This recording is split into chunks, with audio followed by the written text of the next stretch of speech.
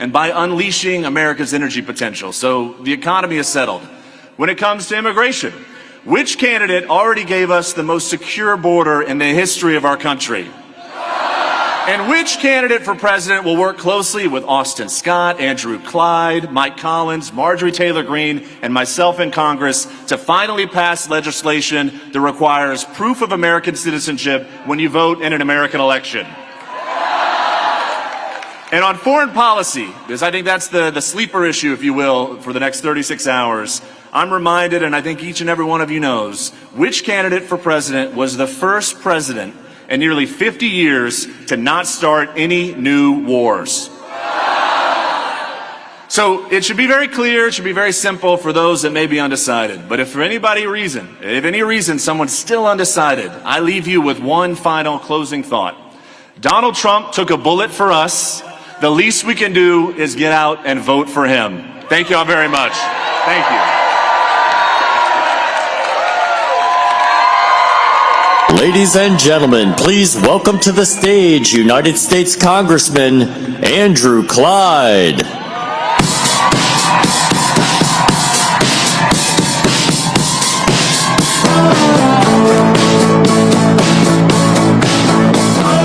Hello, Georgia. I'm Congressman Andrew Clyde. How many people here believe that Jesus Christ is Lord? Yeah!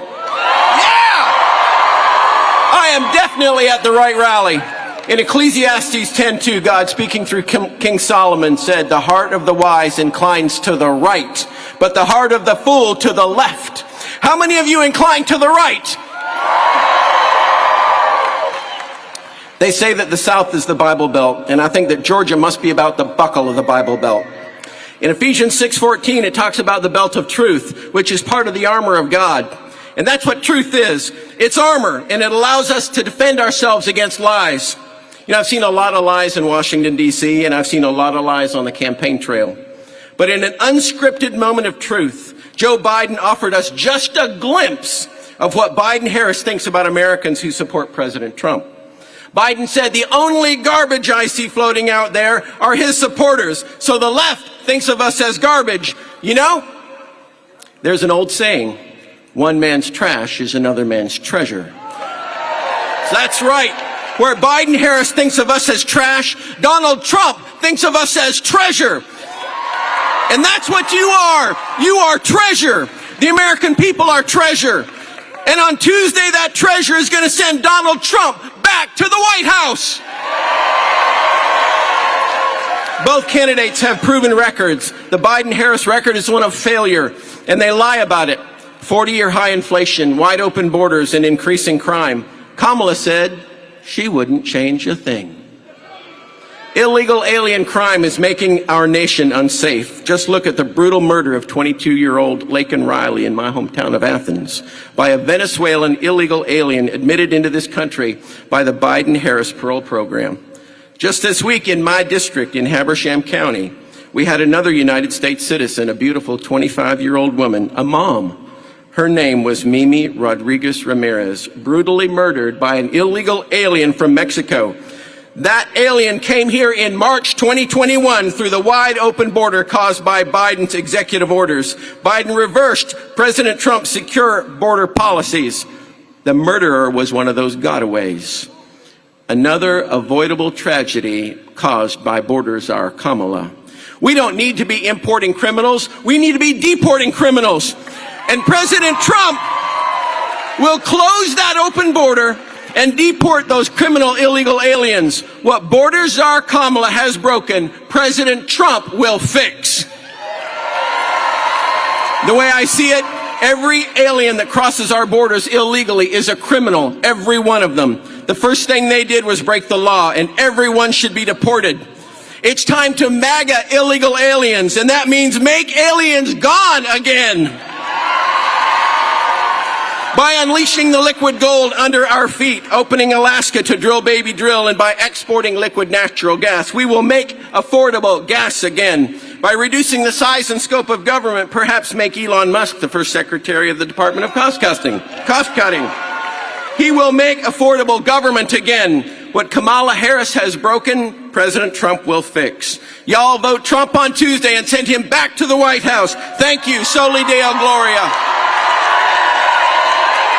Ladies and gentlemen, please welcome to the stage United States Congressman Alston Scott.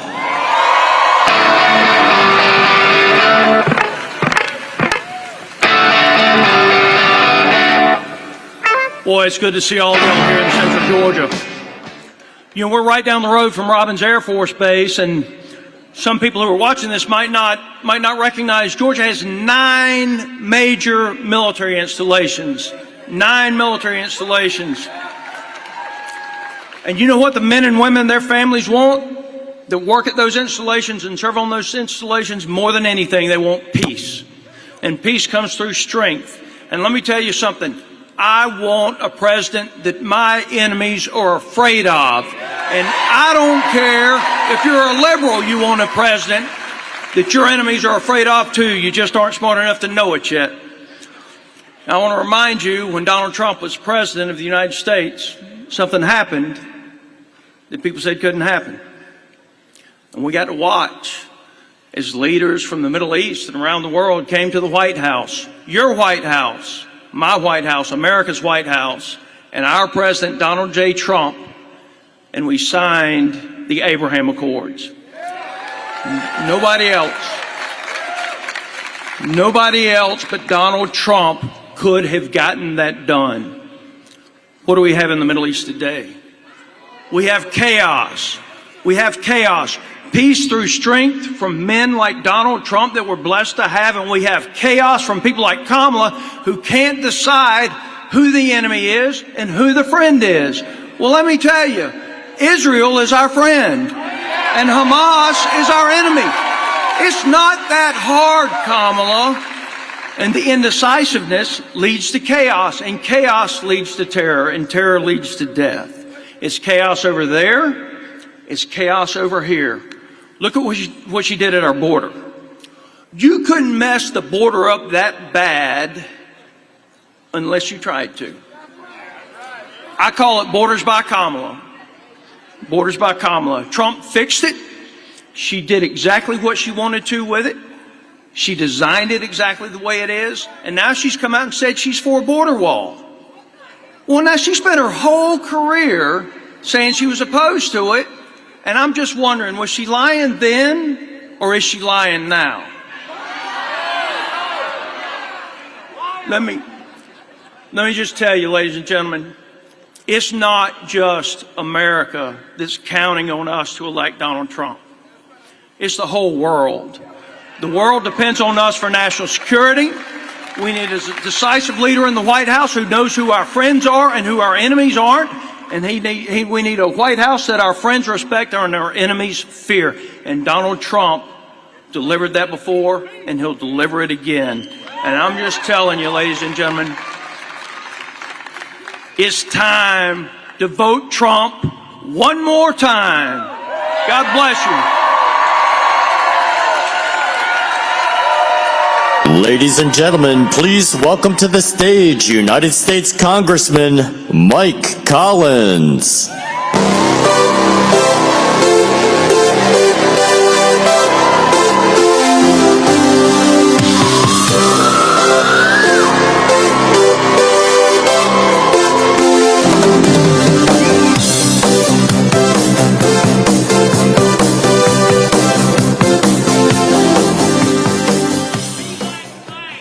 Hello, Macon! Holy cow, what a crowd! And I don't care, despite what Joe Biden thinks, everyone here is a great American. And y'all are gonna help us take the garbage out on Tuesday. Y'all know what, if I may paraphrase a great rock and roll band out of Marietta, Georgia, I like my voters just a little on the trashy side.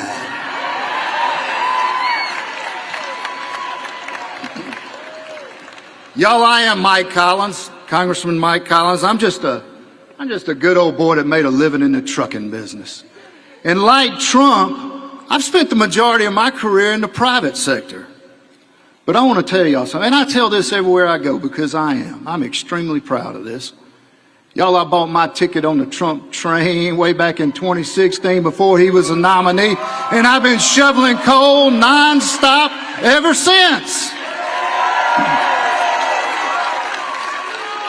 And after 9 years and one heck of a ride, y'all couldn't drag me off this train for the final 2 days for nothing. And if I have to, I'll get out and I'll push that thing across the finish line. And you need to be in the same mindset. Because folks, guess what? It's time to go vote. So do not, under any circumstances, let anything get between you and you casting your vote. I don't care if you're a long-haul trucker or a long-distance runner. You didn't go vote early, you better show up and go vote Tuesday, because we need you. Now, if you want to be able to afford a house, you want a secure border, if you just want your kids to be able to go to school and just learn, not get brainwashed, if you want the most expensive vehicle you operate to not be the grocery cart, then go vote.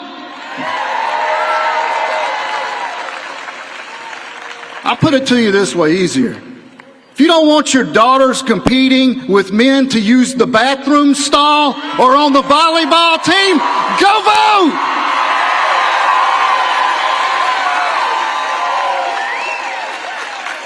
Because y'all, our country is crying to get back to the number one thing that Donald Trump said you never get tired of: winning. That's right. I mean, buying cars, going on vacations, buying houses. Every American, I don't care, brown, black, white, 2 college degrees, no college degrees, Trump's policies lifted all boats. Everybody was they're doing better than what they're doing now. You see, the media and the left, man, they spent 10 years brainwashing Americans. Brainwashing Americans into hating Donald Trump. I mean, a man that literally took a bullet for this country. But let me tell you something. Let me tell you, Trump's not running against Kamala, y'all. No. Trump's running against a socialistic, big government, control everything about you, woke regime. These people want to change the culture and the very fabric of our country. This regime hates Donald Trump, but Donald Trump loves you and he loves this country more than they hate him.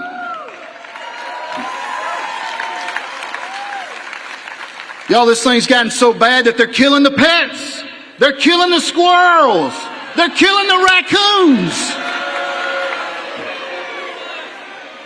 Our government under Harris and Biden has become so out of touch with its priorities as it's broken.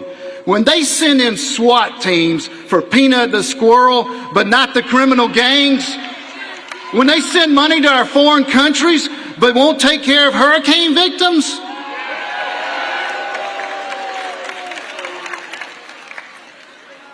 well, only Trump can fix this.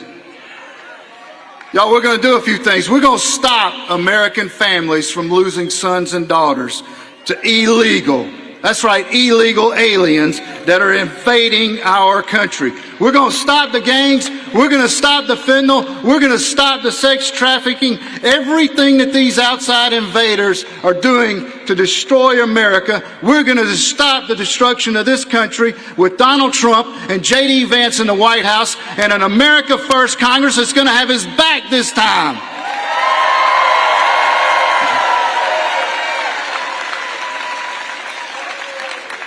I can see I'm out of time. At least I'm consistent.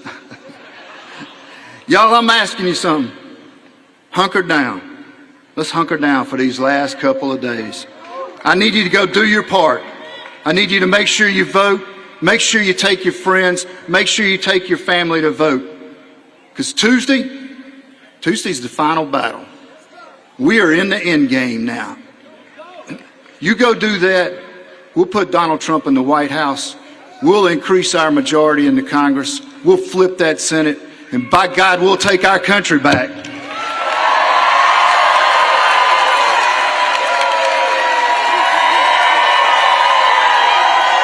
Ladies and gentlemen, please welcome to the stage Congresswoman Marjorie Taylor Greene.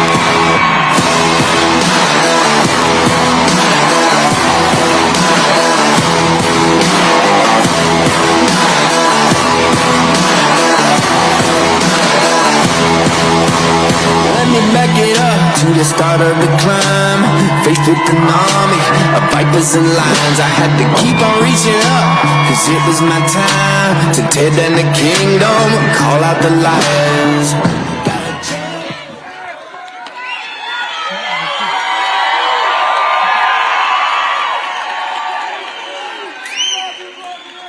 Oh, I love you too so much. Georgia, sweet Georgia, this is our home. This is our home. That's right. As a matter of fact, I was born in Milledgeville, and I was a little girl in Macon, Georgia. We need to talk about our history a little bit. Let's talk about it. For the past 8 years, we have been through so much together. It's been quite a ride, and Donald Trump, our former president, 45th president of the United States, has brought us on this ride. And it's important to recognize it. For years, the media and the Democrats have called him every name in the book, and they've called us every name in the book along with him. Never forget it was Hillary Clinton that declared we were all deplorable.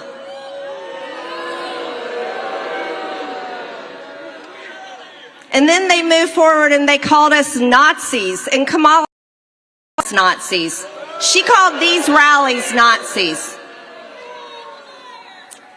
Now, as the media and the Democrats have tried to tell America who Donald Trump is, we know exactly who he is because he was our president for 4 years.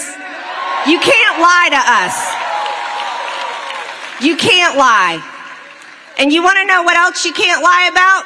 You can't lie to us about who Kamala Harris is either. We know exactly who she is. So we have 2 candidates, and let's talk about the past 4 years that we have been through. Never forget it was the Democrats that shut this country down during COVID. Never forget it was the Democrats who hurt people's speech. Free speech, they took it away. They shut down churches, they shut down beaches, they shut down playgrounds, they kept schools closed.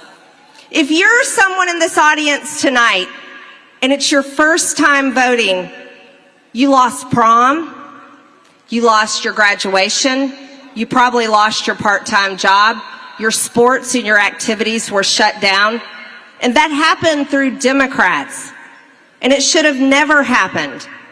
But moving forward, let's talk about what they did with full Democrat control in Washington, D.C. Under Joe Biden, under Kamala Harris, under Democrats controlling Washington. They passed some of the most horrific bills that I had to vote no on. As they lecture America about supposedly women's reproductive rights, I want you to know that Nancy Pelosi and the Democrats passed a bill in the House twice that would legalize abortion to the day of birth. That is not a reproductive right. They are the party of radical, barbaric baby murder. That's right. This is not a party that's pro-women. This is a party that celebrates and promotes men pretending to be women coming into our bathrooms and our daughters' sports. This is not a party that is pro-women. As a matter of fact, this is a party that is destructive for women. And they have lied and lied to women in America, and it's wrong. And the right thing that we can do is to stand up for women. Because when we're standing up for women, we are protecting our women's sports. We are protecting our daughters from the lies of the left and protecting our sons. And the most important lie we have to protect our children from is the lie that you can change your gender to something else. These are the lies of the left, and these are the lies that they have told for the past 4 years. Now, I want you to imagine going forward if Kamala Harris were to become President of the United States.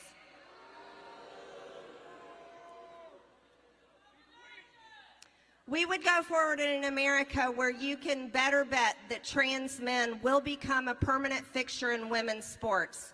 We will go forward in an America under Kamala Harris's Department of Education where they would brainwash children to believe they can change their gender in every school in America.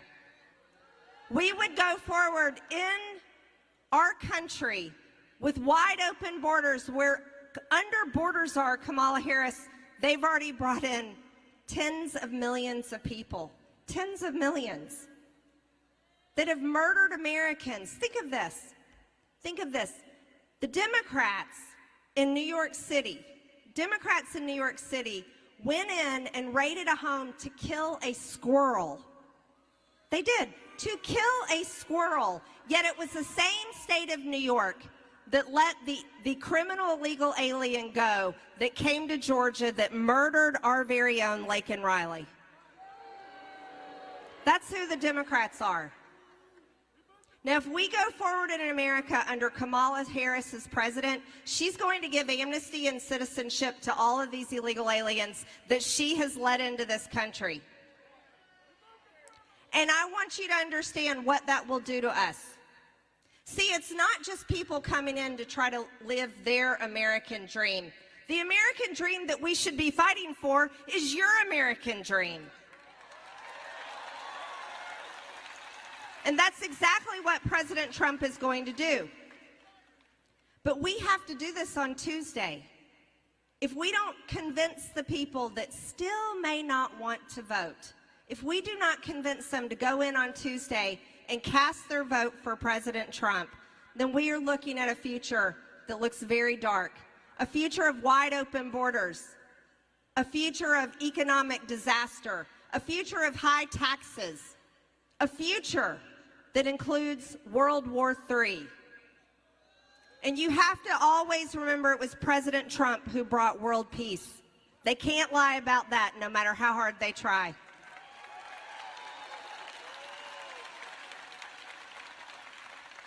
Now, my fellow Georgians and friends and family who are here today, we have been on this MAGA train for a long time, since 2016.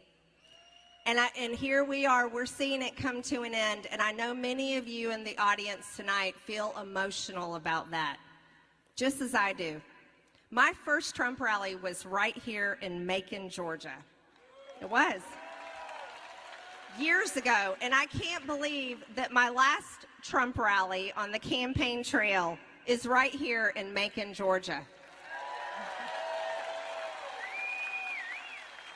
But here is the message that you all need to understand. This is not the end. It's not the end. You see, President Trump is the father of our movement. He's the founding father of Make America Great Again.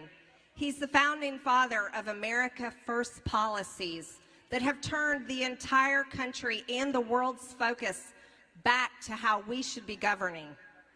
And we have a responsibility, at least my generation of politicians do, and so do many of my colleagues.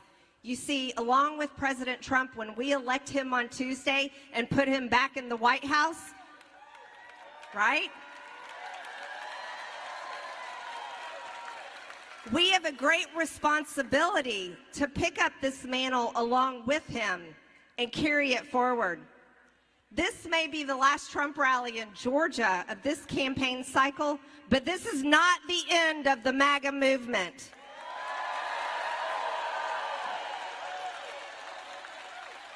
Oh no, this is only the beginning. And that's exactly what the Democrats and the media that hate us need to understand. We aren't going anywhere. We are not going anywhere. And here's the message that really needs to be understood across the aisle, is no matter the nasty names you call us, no matter how much you look down on us, No matter how much you want to lock us up and put us in jail, here's something you need to remember. You see, we're your brothers and sisters, your daughters and sons, your mothers and fathers, your cousins, your aunts, your uncles. We're your friends and your neighbors. And shame on every single one of you for treating us the way you have treated us for the past 8 years.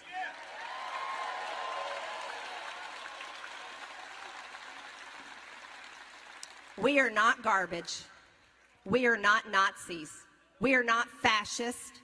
We are not deplorable. We're Americans, and we love our country, and we love our fellow Americans.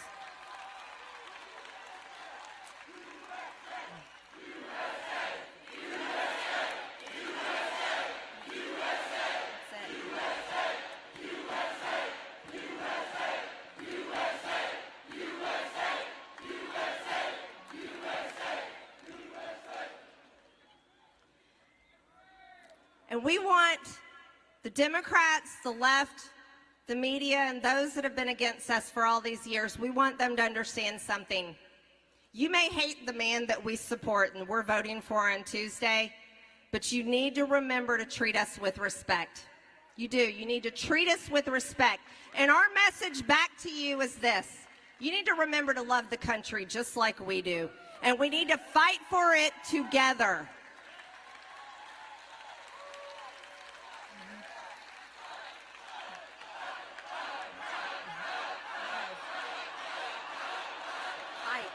Fight.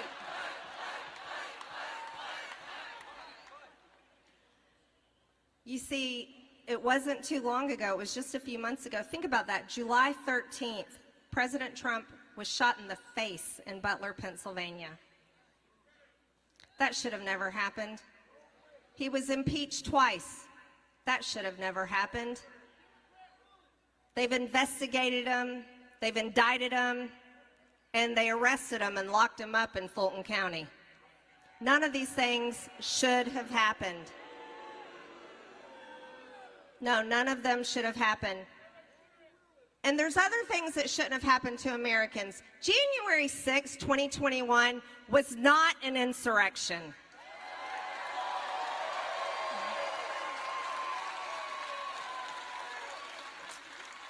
And there's people that have been locked up or still being prosecuted, have been put in prison for years. And the way our federal government has treated them is some of the worst things I've ever seen in my lifetime. They never did this to the violent BLM and Antifa protesters, did they? Rioters. No, they didn't. It's a hypocrisy that should never be forgotten. So as you go to the polls on Tuesday, I want you to carry this with you. Your government should never become tyrannical and lock you down, force you to take a vaccine, muzzle you with a mask. Your government should never become tyrannical to take away your rights and your freedoms. Your government should never become tyrannical to lock up people because they protested an election, because the elections belong to the American people.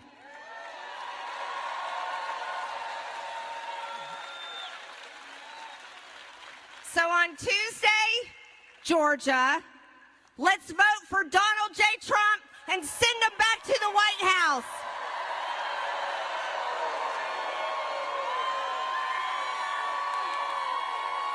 Ladies and gentlemen, please welcome to the stage former White House Press Secretary and Governor of Arkansas, Sarah Huckabee Sanders. Ooh, baby, do you know that's right?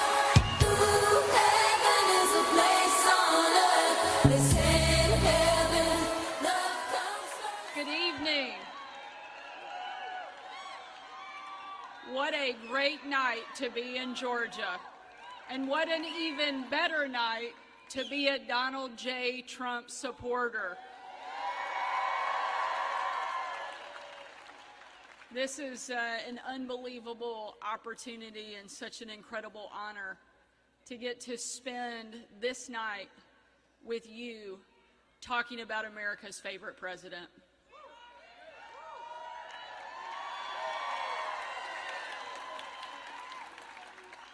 When I started at the White House, and when the president named me his White House press secretary, I was the very first mom and only the third woman to ever hold that job.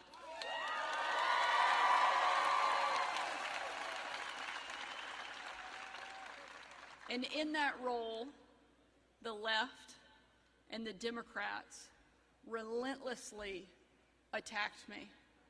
They attacked my appearance. They attacked my intelligence. MSNBC host said that I was vile, unfit to be a mother, not even human. My family was kicked out of a restaurant, and another parent at my children's school spit on our car. The left, let me be clear, the left does not care about empowering women, but Donald Trump does.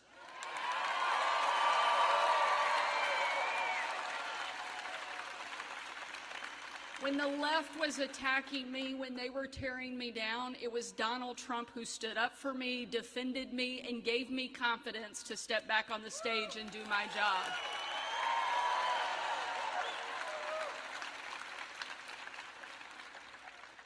We were walking into a meeting after some of those horrible things had happened. The president stopped me, grabbed me, looked me directly in the eye and said, "Sarah, you're smart, you're tough, you're beautiful, and the only reason they attack you is because you're good at your job. Now get back to work."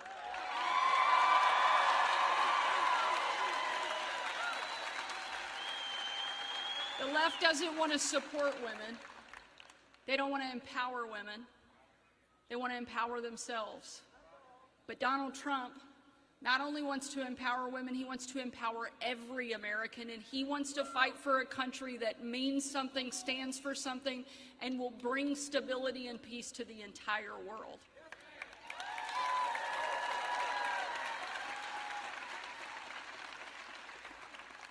Donald Trump is the leader and the fighter that our country needs at a time when we need it the very most.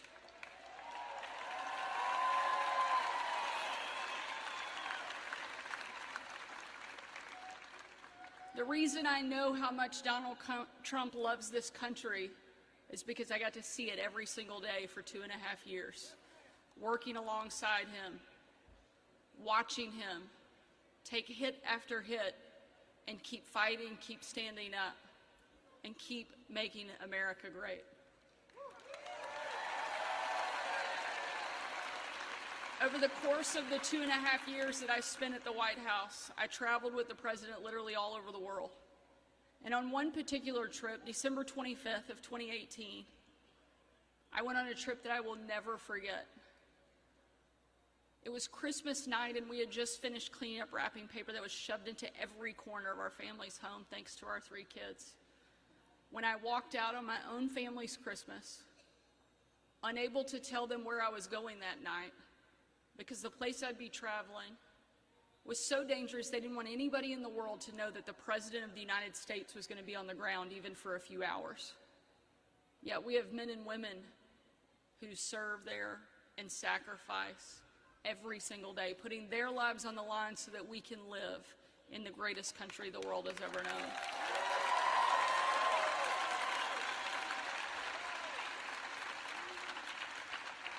We boarded Air Force One in a way we never had before, in total darkness. No lights on the plane, no lights on the runway.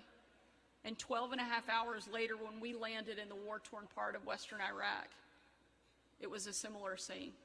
No lights on the plane, no lights on the runway. The only light you could see was coming from a dining hall where hundreds of troops had crowded in. They had gathered thinking they were having dinner with senior military leadership. They had absolutely no idea that the President of the United States was going to walk into that room. And when they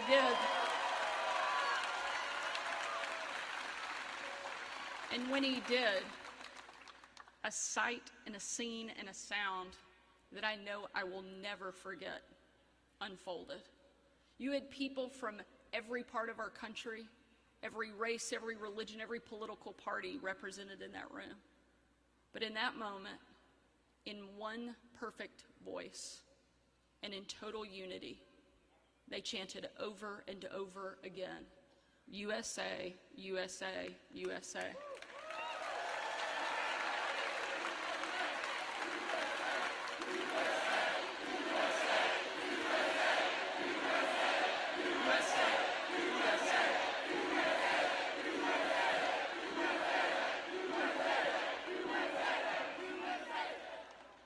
It was a perfect picture of what makes America so incredible. You had men and women willing to put everything on the line to fight for our country, to fight for our freedom so that we could enjoy it. One of the young soldiers yelled from the back, he said, "Mr. President, I re-enlisted in the military because of you." And the president said, "And son, I'm here because of you." An incredible moment.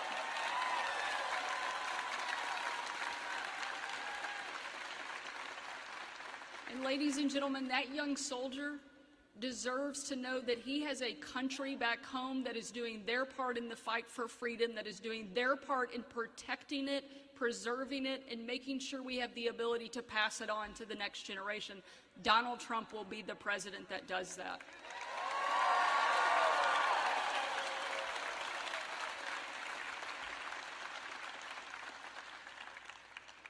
Now, my guess is each one of you are here tonight because you love America. And I hope that you will remember why you love America. America is the greatest country that the world has ever known because we're the freest country the world has ever known, and we have to fight for that freedom. We have to protect it. And you have the ability to do that on Tuesday. Each one of us has a part to play in the fight for freedom. Not all of us are called to serve on the physical battlefields of Iraq. Not all of us are called to run for office. But we are all called to be part of the fight, to defend our country and make sure that our kids and grandkids get to enjoy it the same way we have.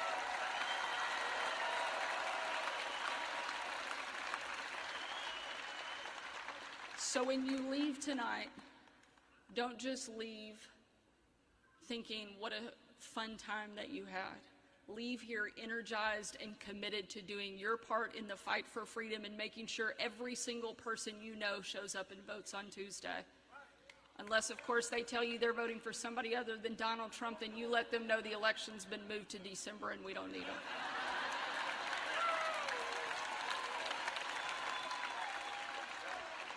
No pressure, Georgia, but the entire country is counting on you, and I know that you will deliver and you will do your part in the great fight for freedom. Thank you so much for being here. Let's put Donald Trump over the finish line. Thank you. Ladies and gentlemen, please welcome to the stage United States Senator Marco Rubio.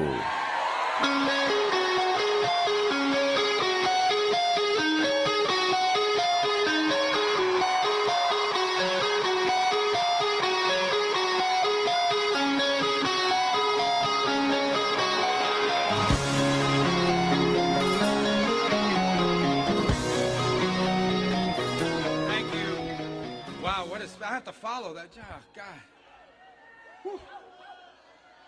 So great. What a great speech. What a great governor. What a great delegation. What a great state you guys are. We're not far from you in Florida. I want to start. This is a Trump rally, so we speak straight. I want to speak straight to you, okay? All right. When they called me about this yesterday, I want to be honest. When they said, yeah, we're doing this rally in Georgia, maybe you want to come up. It's not that far, you know, and I said, look, I don't know. I mean, right now, we're up 10-3 in the first half. And yeah.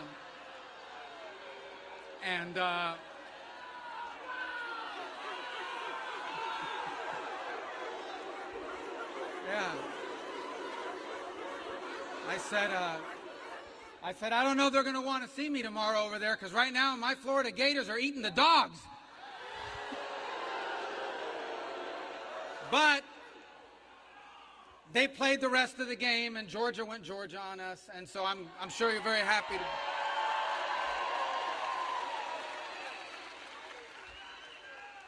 for the 4th straight year, and so, but I said, I gotta go. I have to be there. First of all, because we're going to be in a good mood. And second, because of what's truly at stake. Look, I thought I was going to come up here today and tell you about all the horrible things that are being said. I'll be honest, look, there's always been bias in the media. I don't know if you guys know that. There's always been bias because, and I mean bias exists because every human being is biased, okay? I'm biased, all right? We're all biased. But I don't think we've ever seen what we've seen in the last 10 days. This is nothing but a full-scale effort to do everything you possibly can at virtually every major media outlet in America to depress and suppress Republican votes and Trump voters and to undermine and prevent Donald Trump from being elected. I've never seen anything like it. It's a full-scale assault. Even yesterday, Kamala Harris was apparently on an airplane headed to Michigan. They called her, do you want to be on Saturday Night Live?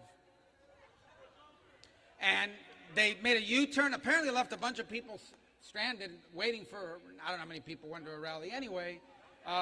She probably told them Beyonce was going to be there, so they all showed up, and then, did a U-turn and went to Saturday Night Live, by the way, in violation of the law. But my only hope was, I hope she laughed on Saturday Night Live in front of millions of people just heard her laughing for a few minutes, because that's probably worth 2 to 3 million votes right there.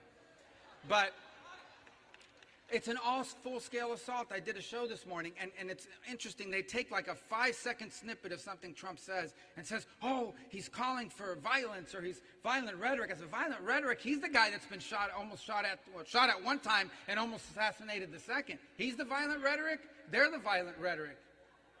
So, but all this is happening, but I want to focus on something in the limited time I have with you that's a little different, but the same in some ways. And that is what we're hopeful of. Look, my parents were born in Cuba. They came here in 1956. There's no way there's 4 Cubans here. That's not true. That's not true. 4? If there's 5, it's called a conspiracy. 4 is all right. It's manageable, manageable. By the way, I want to make clear, Mark Cuban is not Cuban, okay? I don't know how he got that name, but he's not Cuban. He's not Cuban. All right. So, and I'm an American by birth, they're Americans by choice. And let me tell you something, there isn't a day that goes by, and this sounds like maybe it's not true, but it really is. There isn't a day that goes by where I don't thank God that they came here and that this country existed, that it was the nation that was 90 miles from the shores of the nation of their birth. Because it was the only place in the world where anyone from anywhere could achieve anything by working hard and playing by the rules. And I'm telling you guys, as someone, I don't know, I never lived in another country, but I live surrounded by people that did. And the people who have come from other places and know what life is like outside of Americans, they're the first ones to tell you, do you guys have any idea how special, how unique, how extraordinary the country that you have is? How extraordinary and special the United States is. And it is something that I think have been instilled in me my entire life, but it's what propelled me to want to serve in public office. And it's what I fear is at stake and what we're losing. Not because our people are the greatest people in the world. We're still a great people, capable of extraordinary things. But we've been led by people who have led us on the wrong path, the path of decline, the path of destruction. And we have a candidate running for president that at its core, what his message is, it's the most straightforward message you can ever have. What is the message of Donald Trump's campaign? He wants to make America great again. How is that offensive? How is that outrageous? How is it offensive to say that the #1 job of the United States government is to serve the American people and put them above anything else? When did that become offensive? That's common sense, and we need that again. We need a government led by people with a president that puts you before anything or anyone else.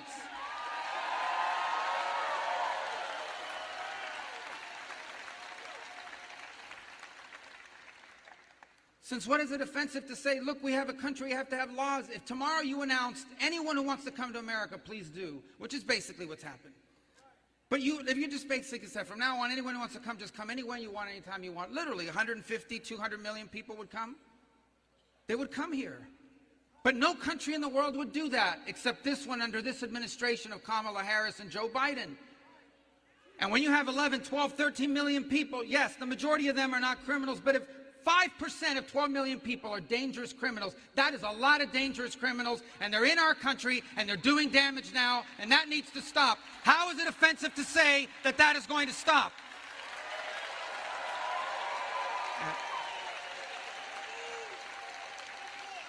And how is it offensive to say that we want America to be respected in the world again? They don't respect Joe Biden. They'll laugh at Kamala Harris.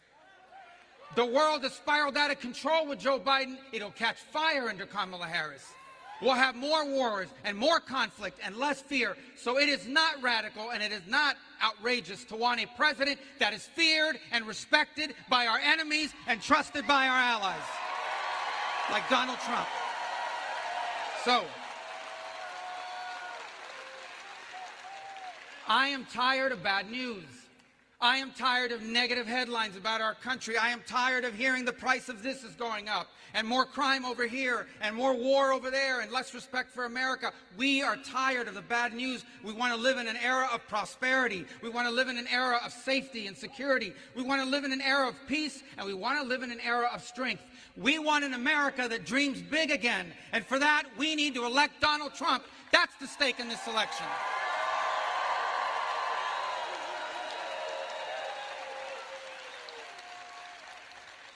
That's the America I grew up in.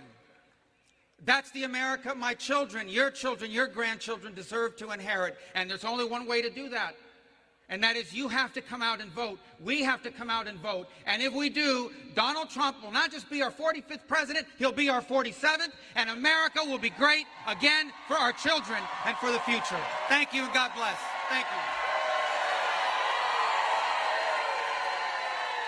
Ladies and gentlemen, please welcome to the stage Lieutenant Governor of Georgia, Burt Jones.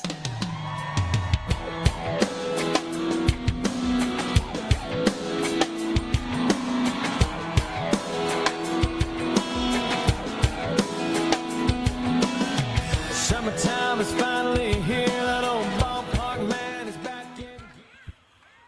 What's going on, Macon, Georgia? I do appreciate Senator Rubio for being here today. Let's give him a hand. That was a great job.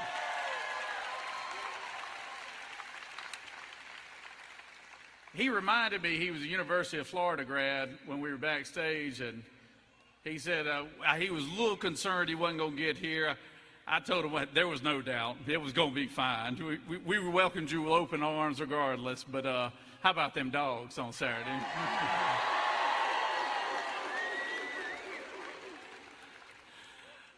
The last time I was standing on this stage, it was about a month ago with a musical artist named Jason Aldean. And he and I were here to present a check for the hurricane victims.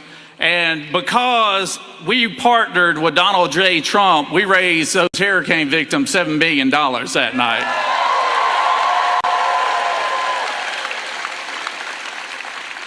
I always like to say that because the media never reported it. But with 4 days partnering with the president, we raised $7 million, and it's going to the hurricane victims. And we need to keep our thoughts and prayers of those hurricane victims in there because our state was hit hard. We had a great number of speakers tonight, and I do appreciate particularly our outer town speakers. Governor Sarah Huckabee Sanders, didn't she do a great job tonight? Of course, Senator Rubio, he did a wonderful job. And I want to thank all of our congressional delegation as well as our legislators. Y'all please give them a round of applause too. They did a great job.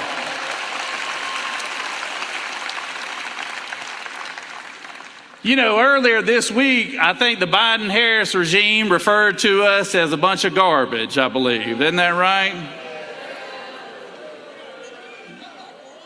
I tell you what, I can remember the first, I was a co-chair of the Trump campaign back in 2015. co-chaired again in 2020. And I remember that first rally that we had here in Macon, Georgia, and it was just as big as it is right now. And I can tell you right now, if this is what they consider garbage, this is what the Biden administration considers garbage, then I'll take this trash all day long. I mean,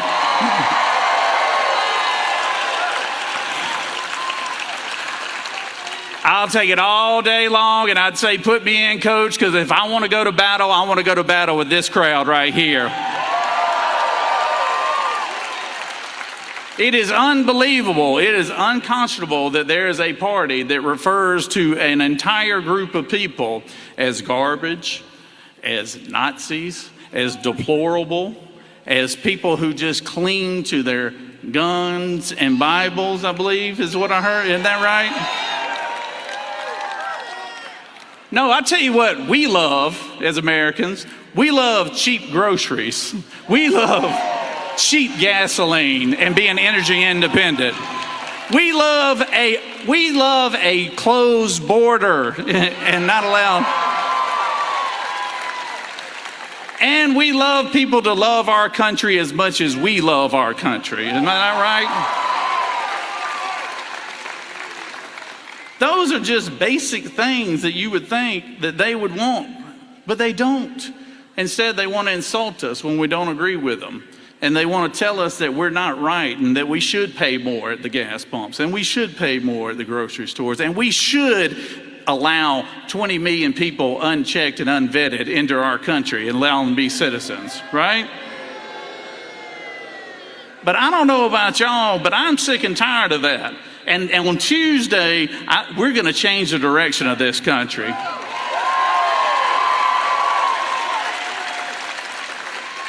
And it's going to be by a man that has a simple message: make America great again. What is that? This race should not even be close. It should not even be close, because as we were voting on the issues, President Trump would win in a landslide. But this media crowd that we have back here, the national media crowd we have, they're the absolute worst. They're the absolute worst. They have villainized this man for the last 10 years, and they have been the reason that there's been 2 assassination attempts on him. They have been the reason, along with their coastal elites, that he has been prosecuted or attempted to be prosecuted by all these rogue DAs around the country. I know a little something about a rogue DA. I had one in Fulton County that tried to come after me as well. So guess what? I beat her too. So, because the truth will always set you free, and if the truth is on your side, you will win. And I want to tell you something, ladies and gentlemen. This movement, this Make America Great Again movement, you need to take it all in tonight, because you will never see anything like it again. You will never see anything like it again, not in our lifetime. But fortunately, we're going to get to see him 4 more years in the White House starting Tuesday.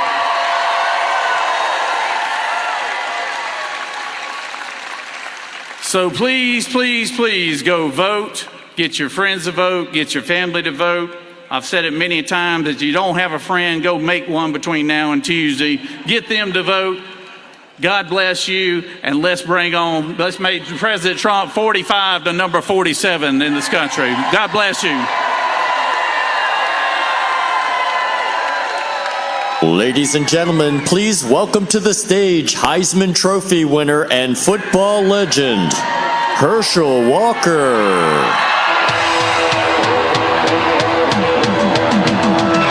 Try to be best, cause you're only a man, and a man's got to learn to take it.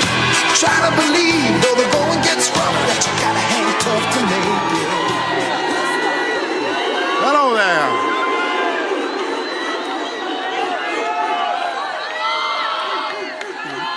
Hey. Hey, God is good, isn't he? Yes. So hello there, Macon. Hello there. I want to tell you, I grew up about 60 miles from here, and I said about 60 miles because I don't want anyone fact-checking me and know that it's a little bit more. And about 40 years ago, I met a young man that was just the way I grew up. He loved his family, and he loved this great country. And we hit it off. That young man was Donald J. Trump. Today, we both are a little bit older, but we both still have good hair. And I can tell you 40 years ago, President Trump hasn't changed. He still loves his family, loves his country, and we're still friends.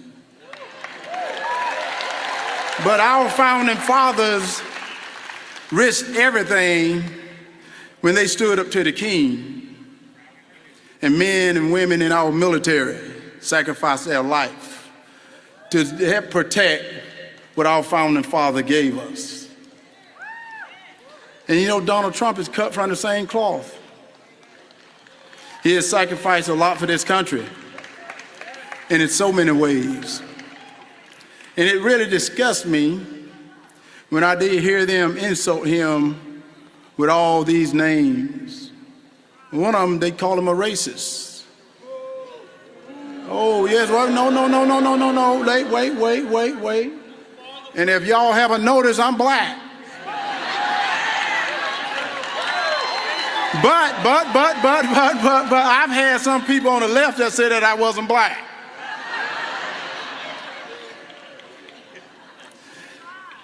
And now they've thrown all these bogus lawsuits after me, trying to bankrupt him. And they've tried to throw him in jail. And with this hateful rhetoric, they've had people to take shots at him, try to kill him. But man can't stop what God got in store for you. So let us not let Donald Trump down, because he's not going to let us down. Donald Trump times in office, we had a great economy. We had a secured border. Crime was down. There was no men and women's sports. And other countries respected us. Now think about this. Would you like for me to compete against your daughter? And many of you may not know, I'm back in school at the University of Georgia. And I was on campus when Laken Riley was killed. And she was killed from an illegal gang member because of the Biden-Harris weak or no border policy. While Donald Trump can't bring Laken back, but he can help her family and help us to stop this illegal immigration. And he can help us to stop all the criminals from coming into our country. We need to have Donald Trump's back because he's got our back. And then we can take our country back. And I've heard our opponent call us garbage. They said that we were garbage. Well, they can call us garbage all day long.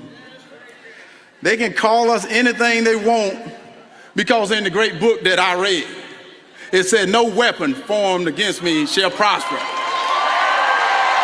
And if they wanted to fact check me, that is in Isaiah 54:17. And as Michael Jackson said in his song, The Man in the Mirror, that we can make a change. But that change is gonna come if y'all get out and vote. So if you haven't voted, you need to get to the polls right away. And as Bert said, bring a friend, bring a relative, bring whoever, because we have to take our country back. And Donald Trump is not just my friend, he's your friend. And it is time for us to step up to the plate. It is not time for us to sit on the sideline anymore. Because when you see what they're doing to this country, you say it's a dying shame. And it is time for it to stop. And it stopped on Tuesday when we get to the polls and we vote for my friend and your friend, Donald Trump Jr. Donald Trump, Donald J. Trump.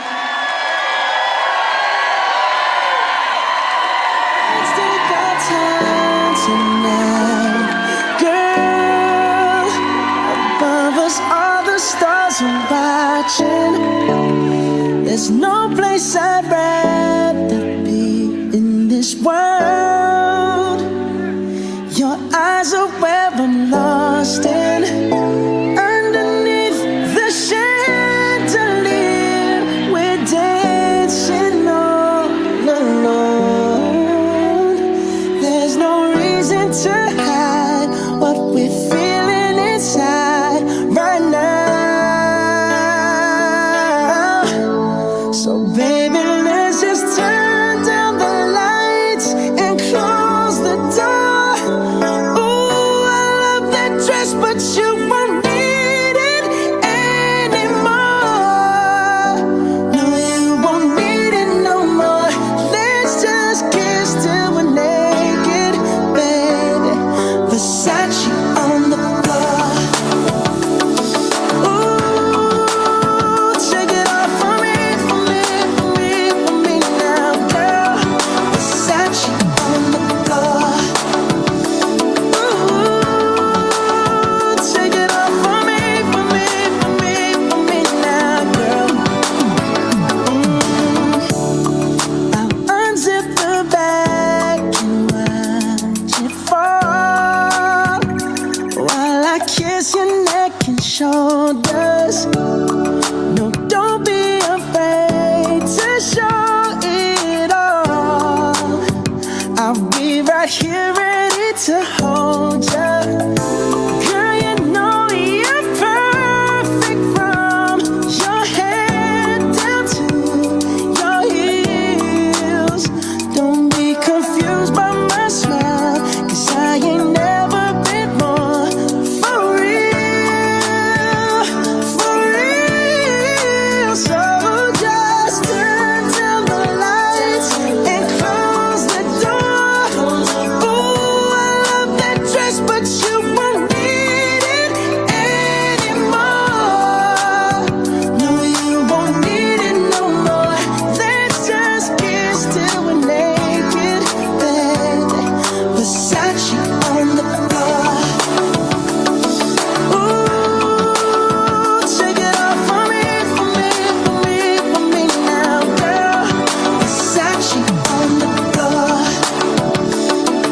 Ooh, take it off for me, for me, for me, for me now, girl. Dance.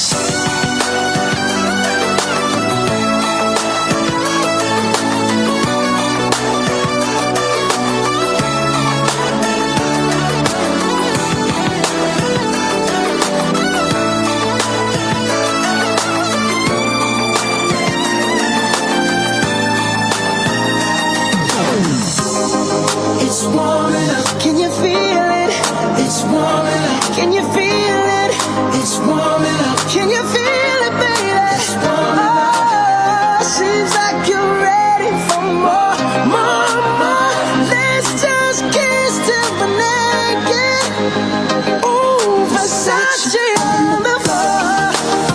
Hey, baby, take it off for me, for me, for me, for me now, girl. Versace on the floor. Oh, oh, oh. Take it off for me, for me, for me, for me now, girl. Versace on the floor.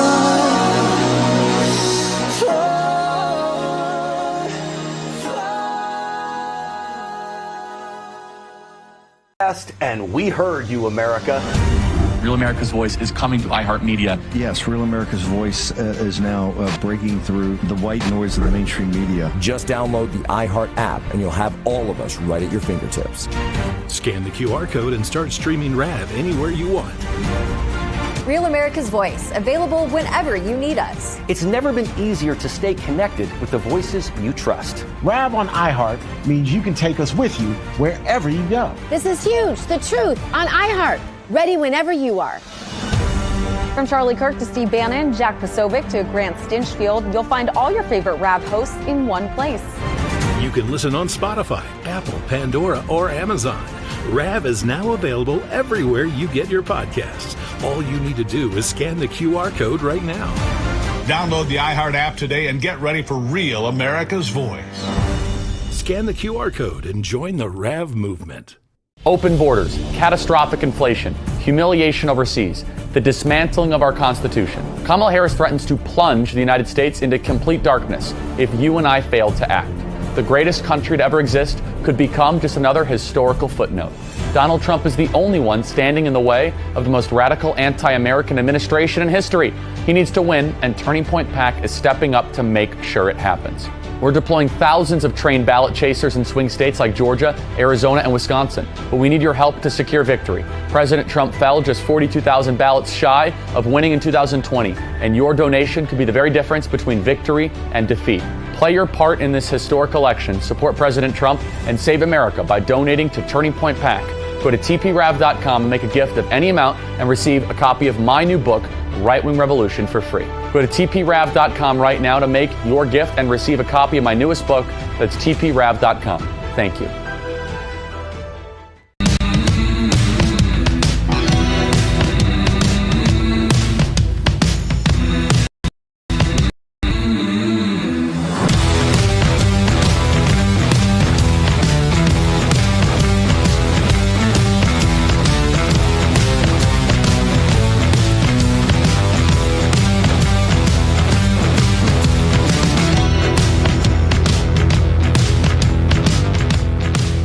President Trump is on the ground in Macon, Georgia, and headed here to the Atrium Health Amphitheater for his last rally of the day, his last rally in Georgia before Election Day.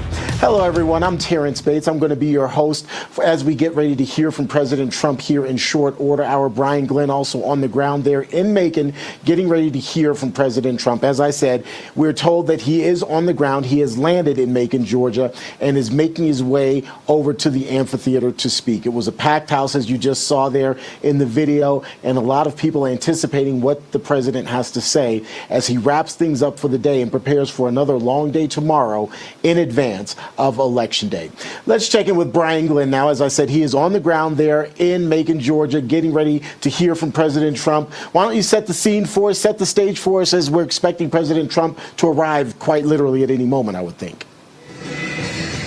We are, Terrence, and the mood right now is electric as Herschel Walker kind of closing out that first phase, I think, of speakers for tonight. 18 speakers are on the roster. We heard from many of the common speakers we see here in Georgia, Martin Taylor Greene, Doug Collins, Mike Collins, among others.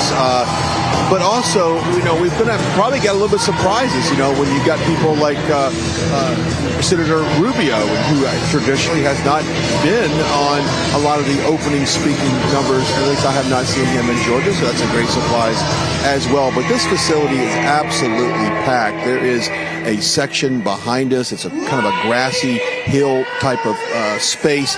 That is full. All of the side standing room only. That area is full. And then, of course, behind me, every seat is packed. But much excitement in the air as, like you said, this is the last time President Trump will be in Georgia on a campaign before the election night. And then tomorrow, just a packed day. He's got 4 events ending the 2024 campaign rally schedule in Grand Rapids, Michigan, Terrence. Start time for that is 10:30 at night. What's the feeling there in the building or in the amphitheater, if you will, as we get ready to hear from President Trump? Is this more of a celebratory kind of feeling, or is there still a lot of anticipation, maybe some nerves? What's the feeling? Obviously, you're there, so you've got a better grasp of it than us watching in TV land. That is a great question, and I would say, Terrence, for the first time in a long time, it does feel like a celebratory type rally. We cover these rallies, and they're fired up. Sometimes they're angry. Sometimes they're there in more of a kind of a rage to kind of get their feelings out, if you will, at a Trump rally. But today, it does feel like a more of a celebratory type feel, as they know going into Election Day that they're confident. The polls are relatively favorable across all the swing states, and I think the energy and momentum that I think is underappreciated of what is the overall buzz of a campaign. Kamala Harris going on Saturday Night Live and kind of maybe doing it in front of, I don't know, the overnight ratings for that show. It's not like what it was back in the days when it was actually funny. She doesn't have a lot of momentum. Everything she does seems very forced, and we did an interview with a guy earlier, Terrence, and we're hoping to push it out on social media, that he went to a Kamala Harris rally yesterday in Atlanta and said, Brian, there were people wearing Kamala shirts that I was trying to kind of convert to supporting President Trump, and they told me off to the side that they were actually, in fact, planning to vote for President Trump. They had some friends, and they said, let's go to a rally, and they put on a T-shirt and go. So I don't think their energy necessarily is raw and organic. I think it's forced. I think it's manufactured. You can feel it in her delivery. President Trump, all this behind me, Terrence, these people are real. The feelings they have for this country and the enthusiasm they have for President Trump is real. There's nothing forced here. Let's talk about some of the polls there in Georgia, because I think Georgia is an interesting case study in terms of support for President Trump. Typically, the city of Atlanta, simply because of numbers, it tends to go left, and that tends to prescribe, if you will, how Georgia goes. But one of the focuses of the campaign has been to win the other parts of the state, the more rural parts of the state, in order to even the playing field, if you will. Talk a bit about that, because I think that's a kind of a unique situation, or at least interesting in this campaign.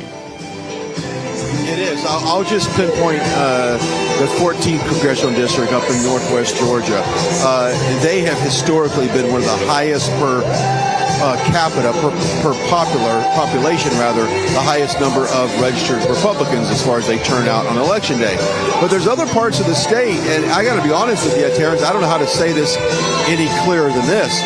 They don't vote because they don't trust the government, and they've never participated in elections at any respectable high percentage. So historically they've never turned out to vote. Now, the goal for this campaign was to reach those people and say, look, I know that you guys traditionally have not trusted the government, and with all due reason, I'm sure, but this is the time to get out and vote. And so I know the efforts in those particular areas of the state has enhanced, and we have seen early voting dramatically increase in those areas. Now, if you go up to the northeast part of the state, historically, very strong Republican, but yet again, we're not allowing us to just sit back and go, well, those areas are strong Republican. Let's focus on the inner city here in Atlanta. They are most certainly doing things up in that area. Duluth, we were just there last week, a great Republican stronghold there, trying to build onto that. And then we were just at Georgia Tech campus. Now, you wouldn't think of a Georgia Tech campus would be able to turn out the vote, but as I looked around the arena towards the end of where the doors closed, there was a sizable amount of students in there. So the effort to get into the cities, get the young voters, get the college-age voters, and going out to these rural districts and enhancing the numbers there, I think is key to combining a game plan to take these states. And yes, but this is something that I think we've all been talking about, the effort that we wanted President Trump to hit these cities. He went to New York City. That was awesome. He's gone to other big major cities and did rallies just outside of the heart of those downtowns to kind of push that urban vote. It's working. Went to Philadelphia, great example on that as well. Historically, I mean, my goodness, Philadelphia is not a Republican area at all, but President Trump went into the city, pulled a gigantic crowd, and we'll see how that plays out on Tuesday. Brian, you said something that I think is of interest, and that's that there are people in certain districts there that just don't trust the government, and so they decide not to go vote. Case in point, there have been a couple of recent legal challenges there in Georgia about in-person voting, in-person ballots, and they have not necessarily been favorable to Republicans. I would imagine that adds to that angst, if you will.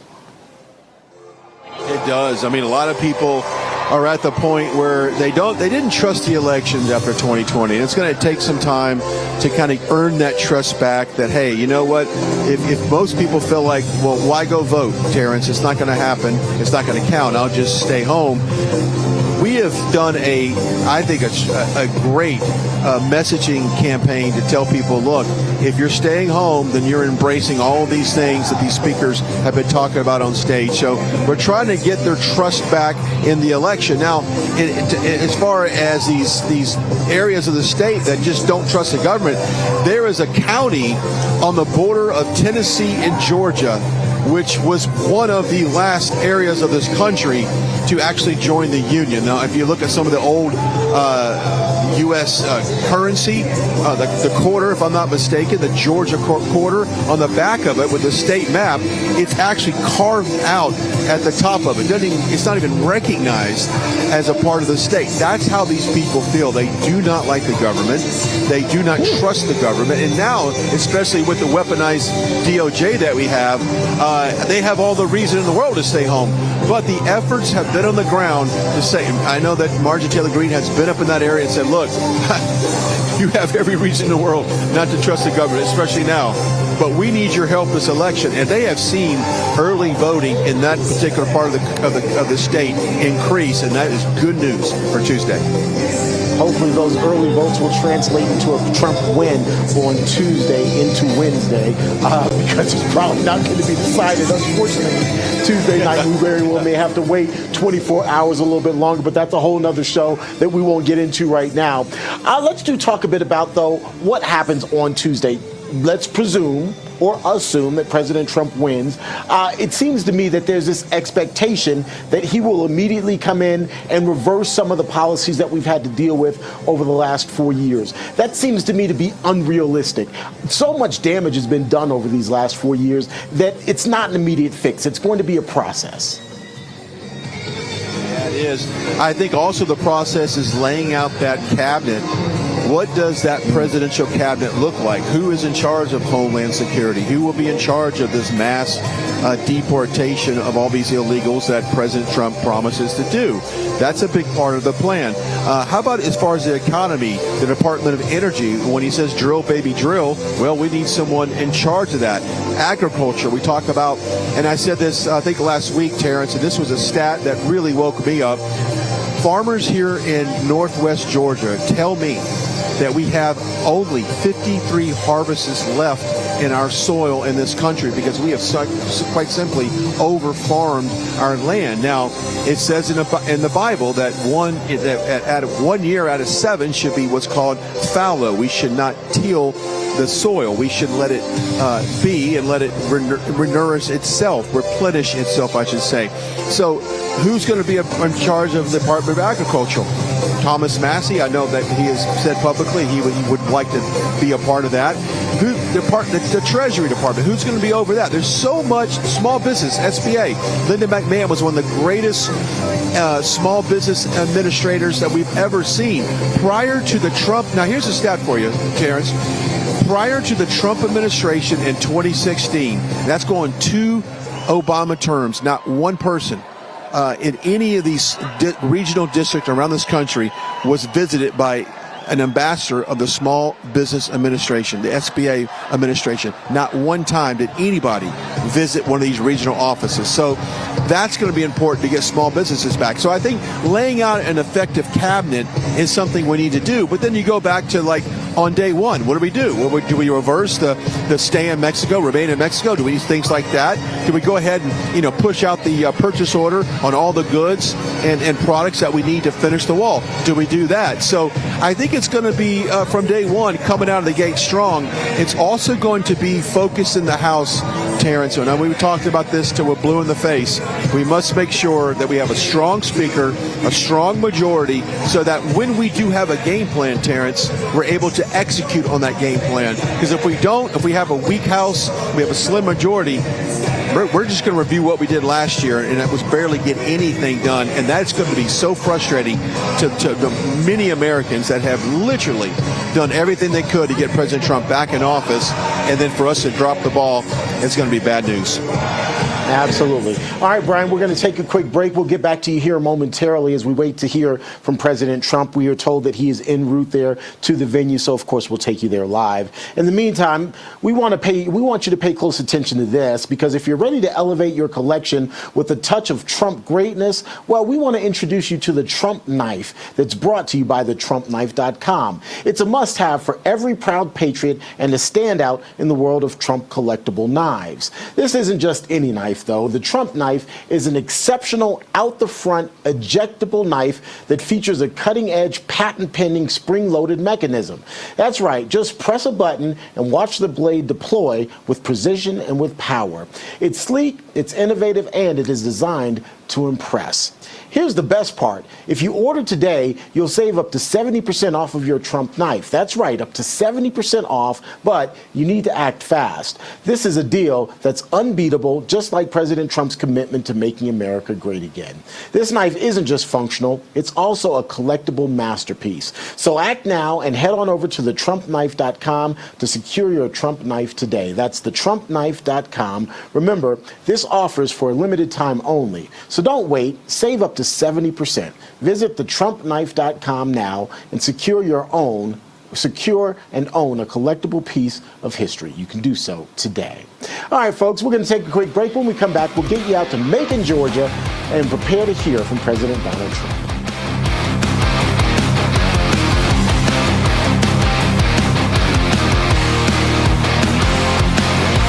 Parents, another Trump presidency could become a reality in 2024. And Mike Huckabee wants to show your kids what that means with the free Kids Guide to President Trump and free membership to the 1776 Kids Club. Order now at freetrumpbundle.com. That's freetrumpbundle.com. If losing weight has you frustrated, a group of doctors created a remarkable weight loss supplement called Lean, and it's very encouraging. The studied ingredients in Lean have been shown to help maintain healthy glucose levels, help burn fat by converting excess fat into energy, and reduce appetite so you eat less. If you've tried everything to lose weight, non-prescription Lean could be the answer you've been searching for. Visit TakeLean.com and get 15% off with promo code GET15 at TakeLean.com. If you're over 40 and taking probiotics, stop. Americans are choking down fistfuls of probiotics, all focused on billions and billions. Yet they're still feeling sicker and sicker and fatter and fatter. I'm Dr. Stephen Gundry, and I call it the Great Probiotic Hoax. There are critical nutrients missing from many popular probiotic supplements. And this may be why you are still suffering from weight gain, gas and bloating, and joint discomfort. That's why I created BioComplete 3. Only BioComplete 3 contains prebiotics, probiotics, and postbiotics to target the nasty gut destroyers that can hijack your health. Thousands have used it. It's a major part of how I lost 70 pounds and feel 20 years younger. For a limited time, you can try BioComplete 3 risk-free for 90 days. Go to guthealthsecret.com. The bathroom of your dreams is only a phone call away with BCI Bath & Shower. We can make your ordinary bath and shower extraordinary. This is not a cookie-cutter design. This is a complete custom build that will fit your every need, and discounts for seniors and military. Trust her to run this country for the next 4 years? How have the last 4 years gone under him? Well, your tax dollars are being funneled overseas and to support illegal immigration. They've left our people behind, offering just $750 in aid as if that's enough. With political insanity that we're living through, supply chain shortages, natural disasters, and the looming threat of another pandemic, you need to prepare your family now. The Wellness Company offers 5 critical medical kits packed with life-saving medications like ivermectin, hydroxychloroquine, amoxicillin, Z-Pak, and more. Each kit is backed by Dr. Peter McCullough. Ordering is simple. Just a few clicks and it's delivered to your door. Head to twc.health/voice and use code VOICE to save up to $60 off. That's twc.health/voice and use code VOICE to save up to $60 off plus free shipping right now.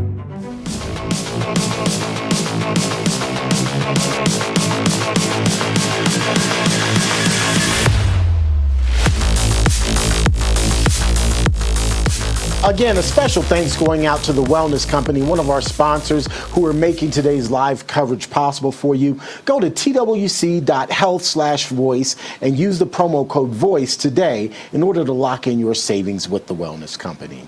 All right, let's get back out to Macon, Georgia. Our Brian Glenn on the ground as President Trump is set to arrive there any moment now. He is on the ground, Brian, but we are expecting him to arrive there at the venue, the amphitheater, where you are right now. You've had a chance to talk to a number of people. You and I have spent much of the afternoon together today, so I kind of know what you're hearing. One of the things that I found interesting is that there were so many young people there and so many people who've already voted there in Georgia. So what's next? They voted. What's next? And I don't know if you have a chance to hear this, but I asked that question in this context during his last speech in, where was he last? He was in North Carolina, excuse me. President Trump said, wasn't he in North Carolina? There's been so many, Brian, I don't know where the man has been. I just know where he's going. He's coming to you next in Macon. But he said, he was encouraging people, look, if you've already voted, tell your husband to get off the couch. And he used the word Harry. He was like, tell Harry to get off the couch, go do something, go out there and vote. And that really is a reality for a lot of people. Even those who've early voted, they still need to be encouraging others to get out there and vote. They are, and I think that's a great story that President Trump tells. He says, get off the couch, Harry, and go vote, Here's what's really exciting to me is these young people, this is the first presidential election that they're voting in. Now imagine your very first vote you cast as an eligible U.S. voter is to Trump.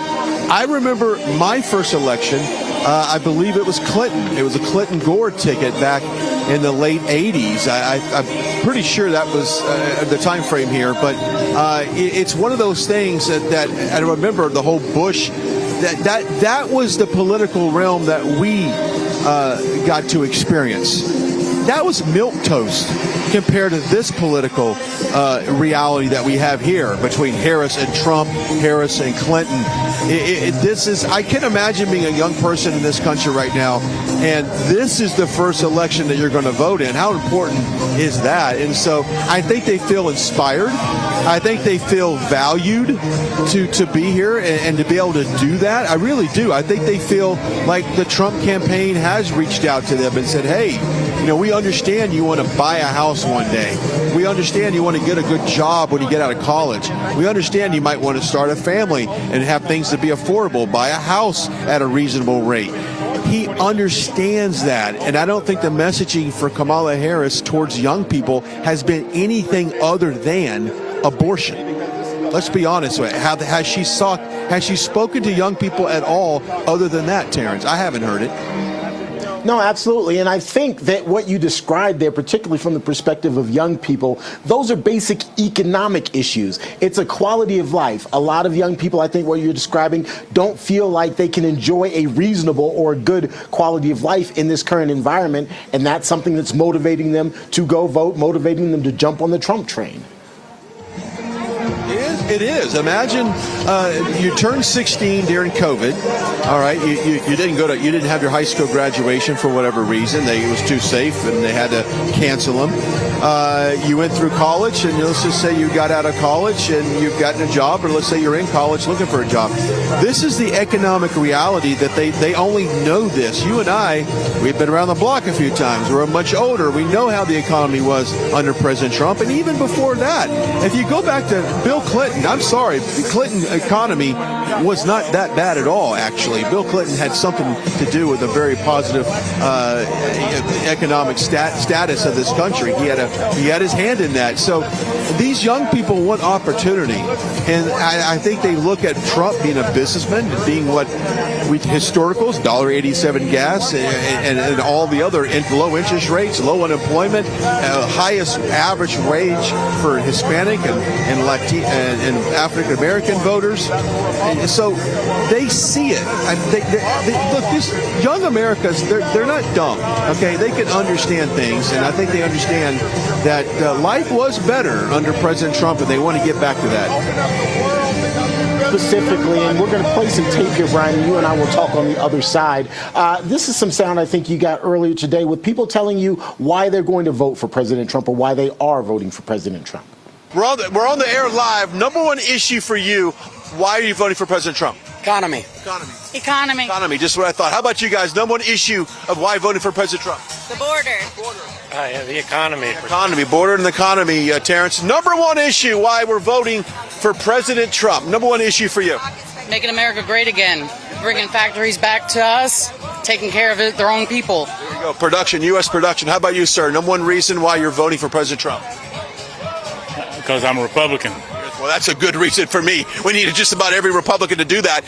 We haven't really talked a whole lot about the down ballot races here in this state. Brian Jack is a new candidate here.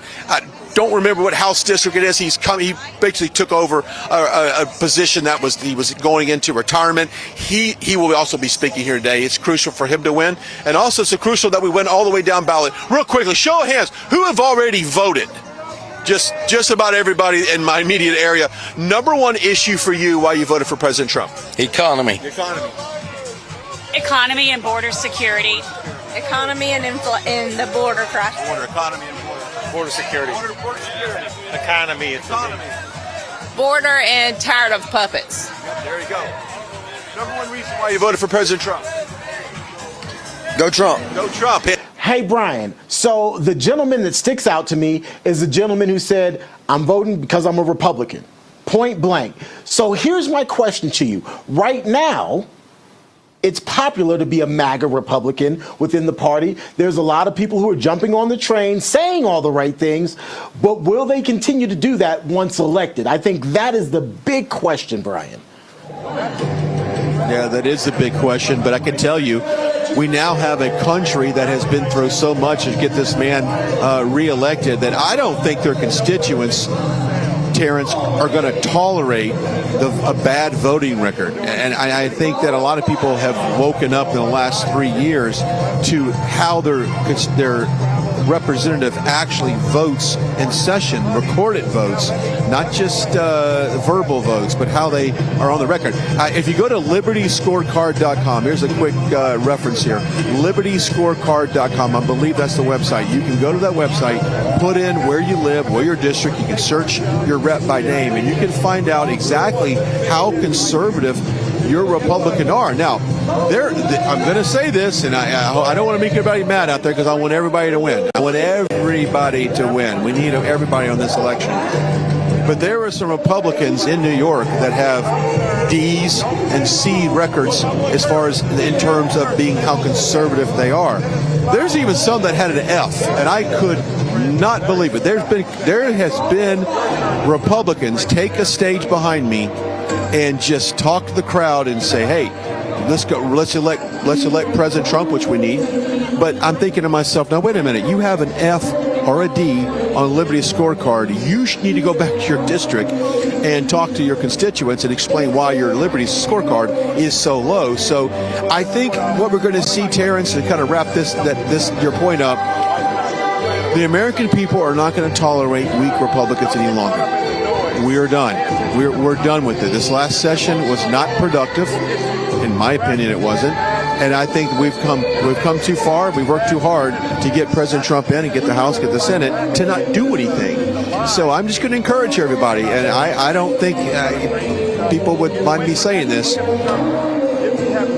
Keep an eye on your representative. If they are not doing exactly what they should be doing in lockstep with the Republican MAGA agenda, you need to call their office where they're in their district, call their office in D.C. and complain.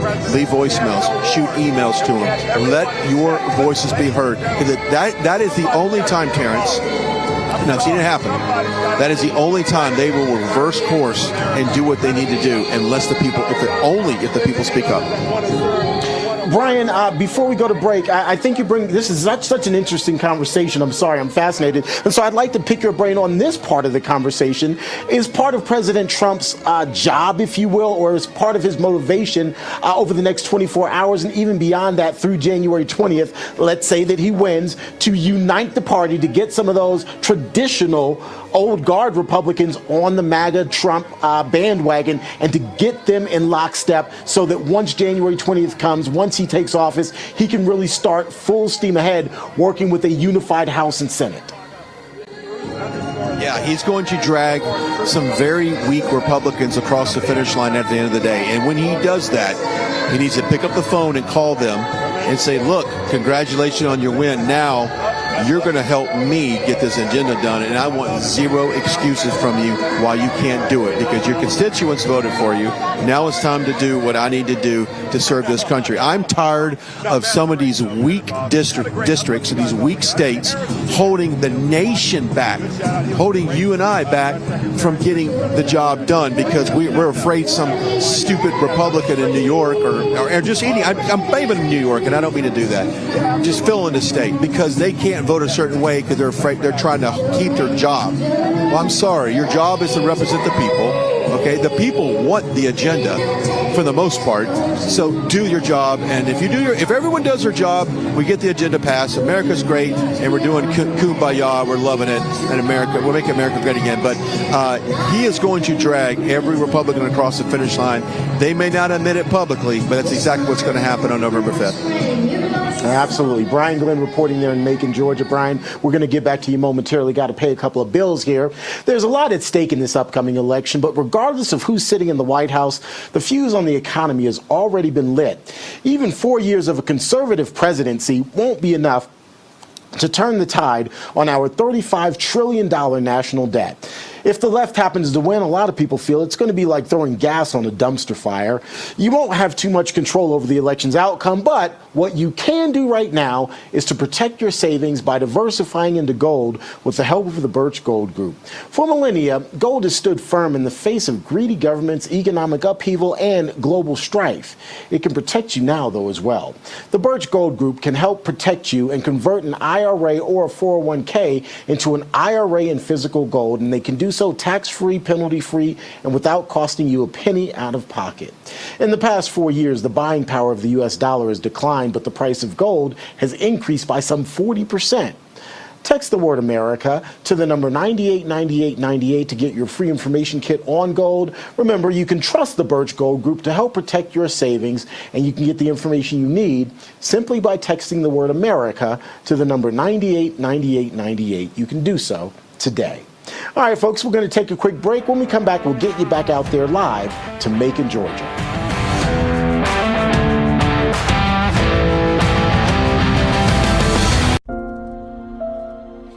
Learning is hard work. Hard work requires character. Learning begins in faith. It must move upward toward the highest thing, unseen at the beginning, God. And freedom is essential to learning. Its principles must be studied and defended. Learning, character, faith, and freedom. These are the inseparable purposes of Hillsdale College. It's the incredible Red Dog, the amazing universal socket tool that fits, grips, and tightens virtually any fastener. Look at all the different sizes and shapes, nuts, bolts, and screws. Any head will do. Red Dog grabs on tight and locks into place fast. It replaces hundreds of different tools, yet it's smaller than a battery. 54 telescoping steel pins mold around any object. Then, up to 150 pounds of torque, knock out rusted fasteners. You can get Red Dog for just $19.99. Breaking news: Red Dog may be discontinued. Due to supply chain shortages, Red Dog is stopping manufacturing immediately. There's a strict limit of 3 per order while supplies last. Order now. Call 1-800-709-3169. That's 1-800-709-3169 or visit byreddog.com. Call 1-800-709-3169 now. Did you know that thousands of authors across the country have written books and published them with Page Publishing? If you've written a book, Page can help you through the process. We cut through the confusion of the publishing world to make it easy for you.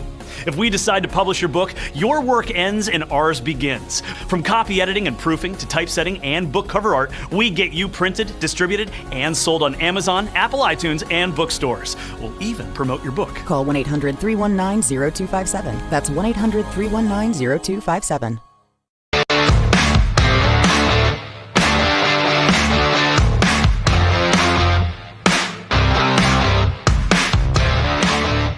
Welcome back to our live coverage of President Trump's Make America Great Again rally happening in Macon, Georgia. Today is President Trump's last visit to Georgia before Election Day. Our Brian Glenn on the ground. He's probably a little teary-eyed because this is his last opportunity to cover a rally. And, you know, Brian, I'm joking about that, but there's something to be said about this. This is coming to an end one way or another, and it is somewhat emotional, particularly for a guy like you who over the past, 4 to 6 years, this has been your life, following the campaign, covering these rallies? It is, and it started after, I really think this true fight started on January 20 of 21 when Joe Biden took over and President Trump flew out of D.C. for the last time. Up until then, he did about 39 to 41 rallies post-2020 election, up to the point where he formally announced that he was going to run for president, and that he has actually more than doubled the rallies up until now. So it is a little emotional for me. Obviously, I'm going to be on election night on Tuesday, and I anticipate a win, and I anticipate, obviously, my commitment, your commitment, the commitment to the network to make sure we cover him for the next 4 years to the best of our ability. But as far as these rallies, the energy, the music, the people, the messaging, the hope, the policies that are being put out into the agenda is something that we're never going to experience again. This political movement is much bigger than what it is right now, and I think Marjorie said it perfectly. This is only the beginning of the MAGA agenda. It's going to be a mindset and a policy moving forward. So, you know, it is sad that we're closing the chapter on the rallies as far as the campaign is concerned, but this is just the beginning on Real America's Voice's coverage of President Trump once he gets back in office. It's going to be historic, and we're going to do it like no one has ever done it before. I can promise you that. And we're going to take this network to the next level. You mentioned Marjorie Taylor Greene. You had an opportunity to speak with her earlier today, I understand. Yeah, before she came inside, she walked by, and I said, hey, I think I know her. Come over here and let's talk for a little bit. We talked about Georgia. We talked about the issues that are important, and we talked about what needs to happen when they get back in office. Take a listen. With Marjorie Taylor Greene, before President Trump comes out here in Macon, Georgia, before we get to the broader picture, the turnout today, and this is not historically a very Republican area, but the turnout today indicates that we are making some huge ground here in Macon. That's right. The turnout is massive today. You know, this is ironically the last Trump rally here in Georgia, in Macon, Georgia. Macon, Georgia was the first place I came to a Trump rally back in 2018. So it's really exciting to see the turnout. I think it's even bigger now. And what it shows is Trump has the momentum in Georgia to win. Okay, let's talk about some of these districts that are really turned out. We've said the key to winning Georgia, yes, we've got to flip some of these blue counties, but if we could just pile on the victory and increase the winning percentage, that offsets a little bit what we might lose in like a Fulton, heart of Atlanta. Yeah, turnout is key in Georgia, and what we're hoping for is to see a big red wall to come in on Tuesday. People say a red wave, I say a red wall. We have to stop the Democrats, and the only way that's going to happen is really in the rural areas. We know Fulton County is predominantly Democrat. We know DeKalb County, Gwinnett County.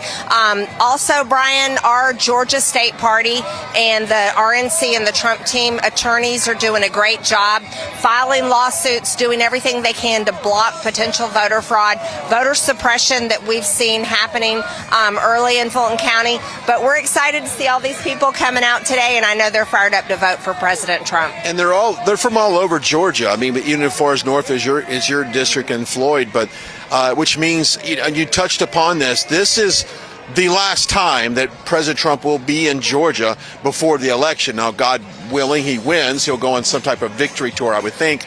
But the historical significance of President Trump being here, tomorrow he's got 4 rallies. Today we're the last of 3. We're never going to see this type of campaign ever again in our lifetime. No, we won't. This is the greatest political movement in our lifetimes, and these rallies have been a signature piece of MAGA, and they're coming to an end. This is the last one in Georgia, and I think I'm so excited to be here, and I wouldn't miss this. I wouldn't miss it for the world, and President Trump has led that for all of us and given us really something to believe in for the future and fight for, and here it is. It's coming to an end, so it's pretty sentimental. And we've talked on this show about the importance of maintaining House positions, and yes, you're going to have to vote for some really crappy Republicans, and I'm using your words and my words as well. That's important, but let's talk about what the agenda should be once we get into office, and to make sure that Trump's agenda and that we have a unified Republican Party so that we can get these things accomplished. We cannot be infighting like we were before. That's right. Well, the key thing is we have to win not only the White House, we have to win the House and the Senate. What really looks to be in danger is the House of Representatives. That's why I've been asking everyone, Brian, look, you may not like your representative, but you have to vote for them. You have to, in order for us to have the House, and in order for us to present President Trump with legislation that he can sign into law immediately. The key way to do that is for us to win the House. The Senate looks good. All the polling, all the early voting turnout looks good for these key Senate races for the Republicans to take the Senate, but we got to have the House in order to make it happen. Yeah, then once we do that, we need everyone to vote the right way. And I think that's what, now is not the time to primary these people. We got to get them in office first. Look, I'm not against primaries. I'll be real honest there. But yeah, what we have to do is we will have to get signature bills like our border bill, H.R. 2. Once we get in control, we can pass that on day one and secure the border. We can also work on President Trump's tax code and tax plan. That has to be done immediately. The current tax law expires this year, so you definitely want Republicans in charge of writing the next tax law. There you go. And you're speaking on stage before President Trump. Give us an idea of what you're going to really hammer home today. I'm going to be talking to voters here in Georgia and presenting the key reasons why they really need to get out and vote. Also giving them arguments to make with any of their family, friends, neighbors, co-workers that are still sitting on the fence or just don't think they can pull the lever. This is really important to do, so I'll be making that case today. There you go. Thanks for joining us. Yeah, you bet. All right, we're back out here live. Bruce Lavelle joining me. We were just kind of reminiscing while that interview was playing. This is a kind of a homecoming for you. This is an emotional moment. Let's tell our viewers how significant this part of Georgia is, especially with you and your personal relationship with President Trump. Yeah, thanks for having me. Well, like I was saying earlier, in 2015, I was very honored and privileged to travel. I flew around a lot with him, a lot in July and June when he came down the escalators. But we actually flew down here in the summer, and I was privileged, I use that term, to introduce President Trump to Georgia, and it was right here in Macon, Georgia. And Herman Cain was there, my mentor. He's gone on to be with the Lord, and he was in the part of that rally, and it was just phenomenal. And for him to come and close out his last rally in the great state of Georgia right here in Macon, I have to tell you, man, it's pretty emotional for me. It really is. It's been a long ride, bro. Yeah, and it's been rough. And I've always said this, for anyone in the African-American community to come out, step out against the grain, support President Trump, the kickback that you're going to get from your community. Let's talk a little bit about that. Well, I remember, because as soon as I came off the plane, I started doing a lot of hits on CNN, MSNBC, and I got to spend 4 years over there. I never got to come to the great networks like this. I had to stay over there in the Viper pit. But I was very perplexed and wondering where this the spirit of race start coming from, especially because I've known the man since 1991. I met him in Atlanta. He was doing a fundraiser with Marla at the time for Kid in Kind, and they were raising money for black children. That's right. Y'all look that up on YouTube and look up Trump Petrus 91. And look on YouTube, and you'll see the actual WSB report. He's hugging these babies and all this stuff, kissing these little babies. And you remember the AIDS virus. I use that term because it was used as that term back then. No one really knew. And so he never talked about that, his philanthropy. So, and fast forwarding that, to your question, I was perplexed, like, where's all this race stuff coming from? And the left took it, and it's almost like they had a huddle. They said, okay, we're going to huddle up. This is going to be the play. And of course, they got all the mainstream media, all the social media apparatus is like, this is what he's going to be. This is what we're going to peg him. And by God, they did. And now it took years to unravel that. So that's the thing. It's been a long journey, man. It's very emotional. A lot of people lost family members, don't talk to them. A lot of business owners like myself, we took a hit. President Trump took a hit. I lost a third of my business. A lot of people, and I know some of the viewers out there, y'all can relate to some of this. Sitting at your Thanksgiving table when you can't say a word, you can't say nothing. So I get it. I truly understand. But listen, let me tell you something. This great America First movement is bigger, and the spirit is large enough that it's going to overcome. And it's not, that enemy will not have spirit of dominion on us ever again. And you look at all these great patriots out here. This great network, for example, here, we didn't have this years ago. I wish we did, but it's so desperately needed because we're getting the truth out, the truth message of what this America First movement really is. Now, you're standing in this beautiful facility here. Obviously, this wasn't here back in the day. This is gorgeous. Driving up here today, what was going through your mind? Well, first of all, I was kind of teared up because I knew that this was it. It's been this long journey, man. All the impeachments, all the fake Russian hoax collusions, all this racist stuff, all of this. It was tough, man. And then, of course, what happened in Butler, Pennsylvania, another attempt in Florida. Guys, this is some tough stuff. But the spirit, as you hear in the background, you hear these patriots here and all the viewers watching this.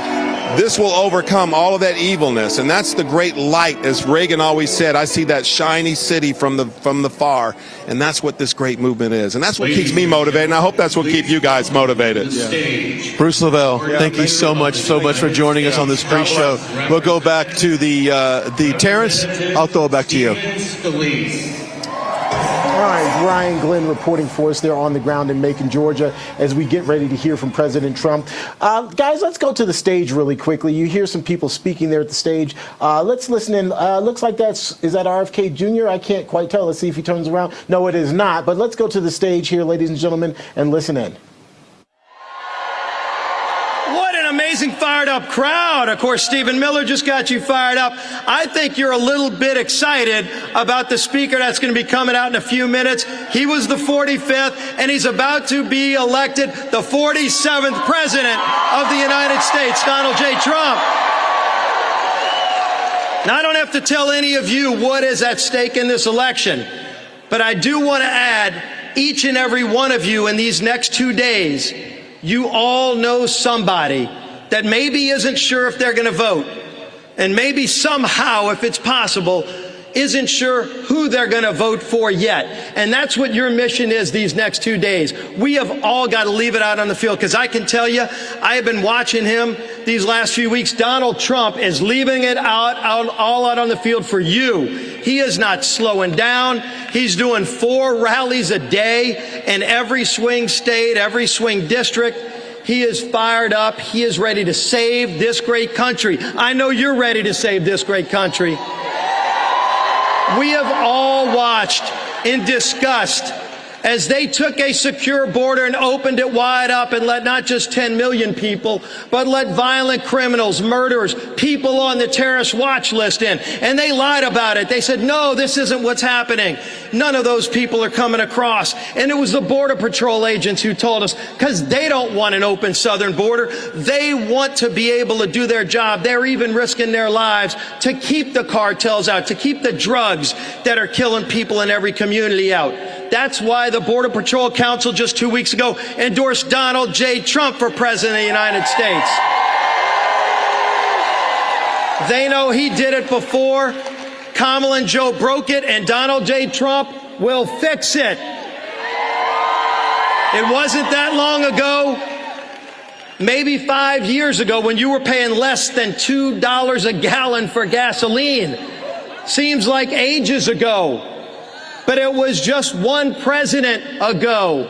And it's just one president away from getting back to those days, because when Donald Trump's president, we're going to have energy independence again. Are y'all ready for that?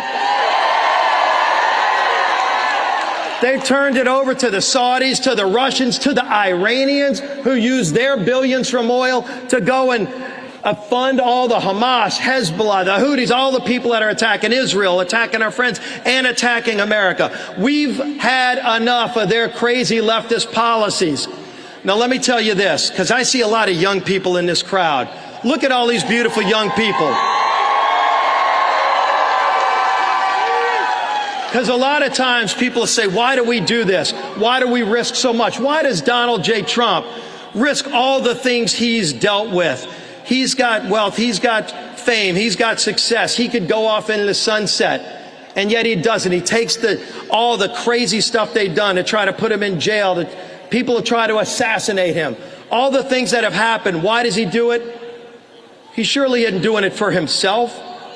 He's doing it, and you're not doing it for yourself either. You're doing it for these young kids, because every generation in America has had better opportunity than the one that came before. And we are not going to let them take away the American dream and the opportunity for these young kids in the crowd. They deserve the same shot at the American dream.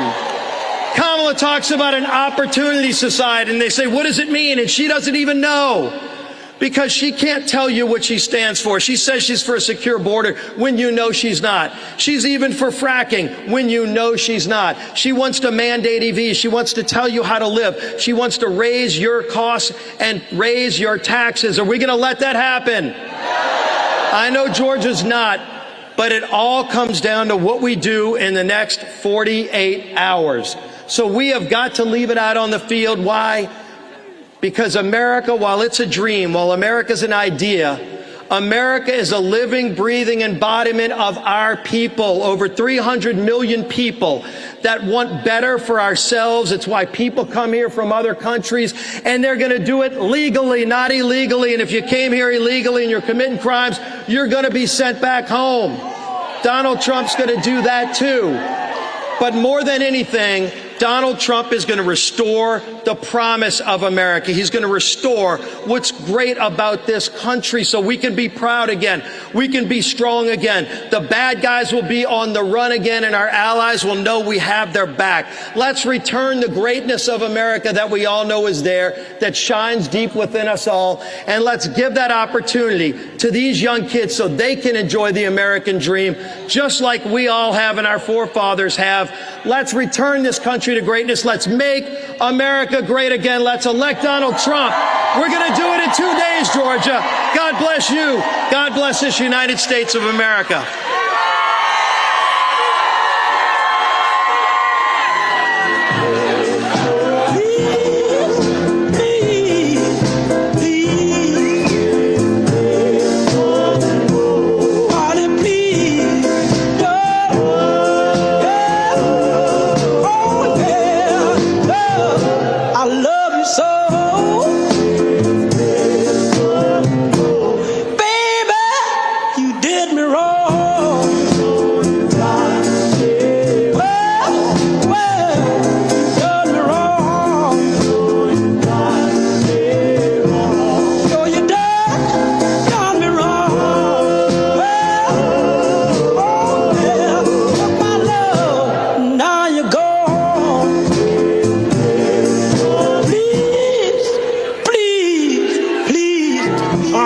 Live at Macon, Georgia. This is the auditorium or amphitheater where President Trump will be speaking here momentarily.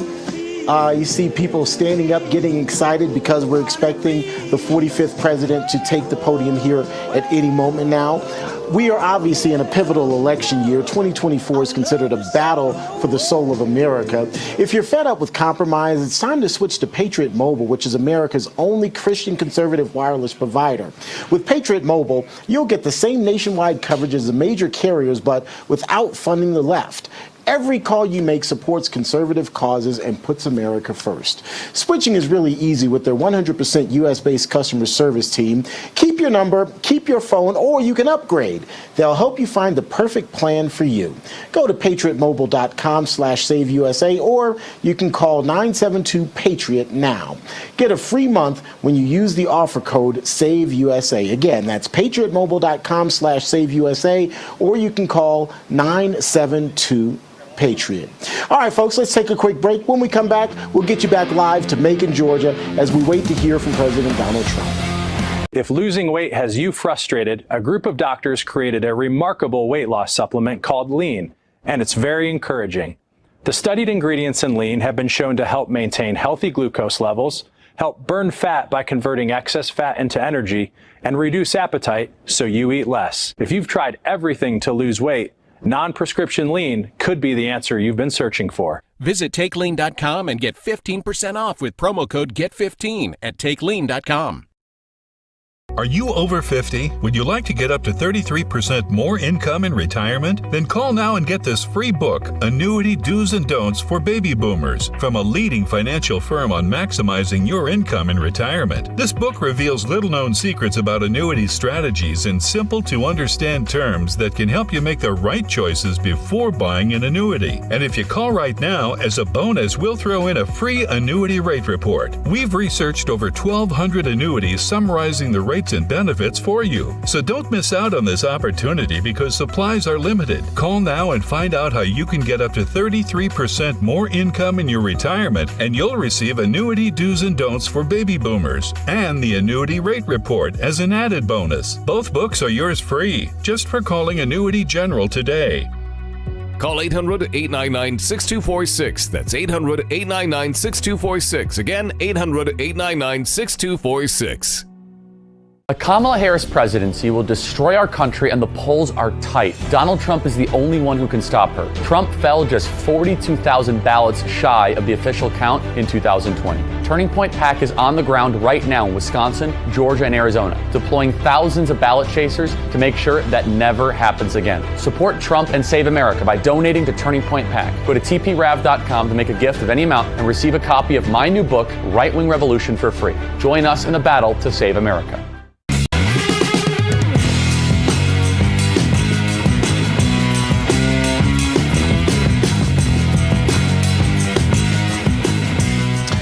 Ladies and gentlemen, we're back with a live look at Macon, Georgia, where President Trump will be speaking here in short order. We also want to thank one of our sponsors, AMAC, for sponsoring our live coverage today. It's been a very long day. President Trump has been in North Carolina. Now he's headed over to Macon, Georgia, or he's already on the ground in Macon, Georgia, but headed to the amphitheater to speak there. Again, thanks to AMAC for helping to make us make today's coverage possible. amac.us/RAV. You can learn more there. In the meantime, let's get you back to Brian Glenn, who is there on the ground in Macon, preparing to hear from President Trump. And Brian, everyone, I think, is a little bit emotional with this being the last Trump rally in Georgia. We just heard from Bruce Lavelle, obviously a Georgian, someone who's been intimately involved in the Trump campaign. And even he was saying, wow, this is an emotional day. Yeah, imagine how many supporters between now and, the start of tomorrow night's last rally for this campaign in Grand Rapids, Michigan, which starts at 10:30 p.m. Local time. How many people that are planning to go to that rally are thinking to themselves, it's been a long 4 years. It's been a long time since 2016 into now even. Is this the last time I'm going to see President Trump in this type of setting, in a campaign setting? And I would think that the answer would be yes, because God willing, he wins the 2024 election. Now, I do anticipate some type of tour next year, kind of a celebratory victory tour, if you will. But as far as a campaign message, this is it. This is it. So for whatever reason, if you didn't make a rally in 2016, 2020, or perhaps you, for whatever reason, didn't go to a rally in 2024, you've got 4 left. And unless your butt is here right now, you've got 3 left. or 4 left for tomorrow. I'm sorry, 5 total, including this one. But it's so you see it in the people, you see it in the air. People have just a different feel to them right now. It is a type of celebratory vibe here. People are celebrating. They feel like they've got the momentum. But there's also a lot of sentimental look as well, as people are thinking, this is it. This is it. He's not coming back to Georgia before the election. And, we'll see what happens on Tuesday. You know what, Brian? I guess this is really an emotional election for so many of us, because even after Tuesday, assuming President Trump wins, which I think many of us are assuming, that's kind of probably where most of us stand right now, the reality will be there'll be kind of this exhale, this, okay, finally, we got that done. But then the next phase starts. The work really starts then. And I got to be honest with you, I was kind of mentally done with the rallies and the pep rallies months ago. Not in the sense that I didn't appreciate them, because I do, and they're very important to get the base out. But Terrence, I'm way ahead of everybody. I'm ready for the fight to get the agenda done to turn this country around. I'm ready to get into Congress. I'm ready to get Congress going, get the Senate going, get the presidency going. So I do enjoy the pep rallies. I do enjoy a Trump rally. But man, Terrence, I'm ready to get to work. I'm ready to get this election going. I'm ready to win it, like I think we're going to win it. And I'm ready to get this country back to where we need to go. The music is fading out. Let me see if perhaps they introduce another speaker, which is potentially what they're going to do here. I know we have several speakers that are What will we do? Well, this might be the walkout video, Terrence. I'm just going to step aside. Let's listen in on this. This could be it, Terrence. Opportunities before us. This election really isn't about the left versus the right. It's about we the people choosing our government and the choice between freedom versus tyranny.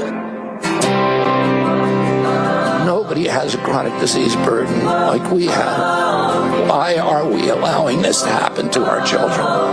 Ultimately, the only thing that will save our country is if we choose to love our kids more than we hate each other. What is going on here is deeper than politics. It is deeply spiritual. We are being called to rise above the hatred and the fear and the evil. We need to remember above and beyond that we must love our neighbors, that we must treat other people as we hope to be treated. You want to be a rebel? You want to be a hippie? You want to stick it to the man? Show up on your college campus and try calling yourself a conservative. America is going to reach heights that it has never seen before. The future is going to be amazing.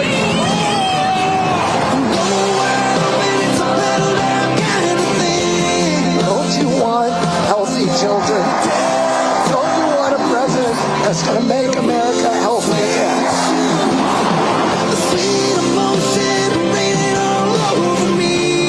I come to you today as a former Democrat. I will be a first-time Trump voter tonight.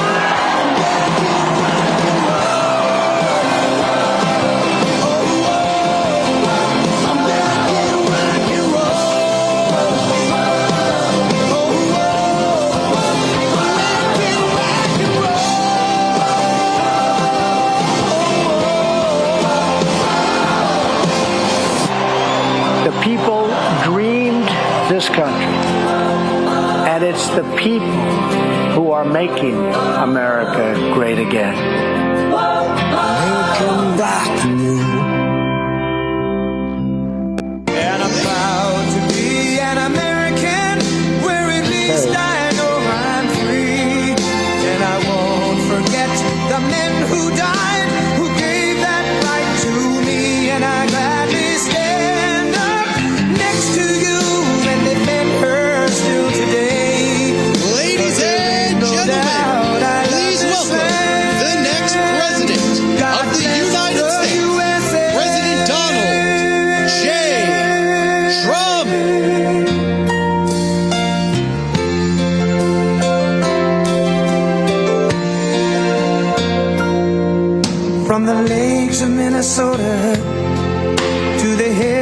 of Tennessee, across the plains of Texas, from sea to shining sea, from Detroit down to Houston, and New York to LA, where there's pride in every American heart, and it's time we stand and say that I'm proud to be an American, where at least I know I'm free, and I won't forget the men who died, who gave that right to me, and I gladly stand up next to you and defend her still today, 'cause there ain't no doubt I love this land. God bless the USA.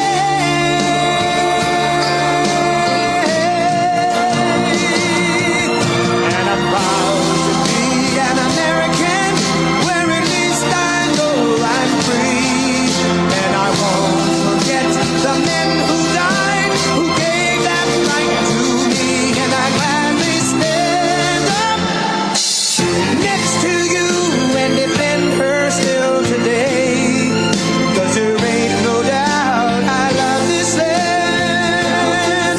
God bless the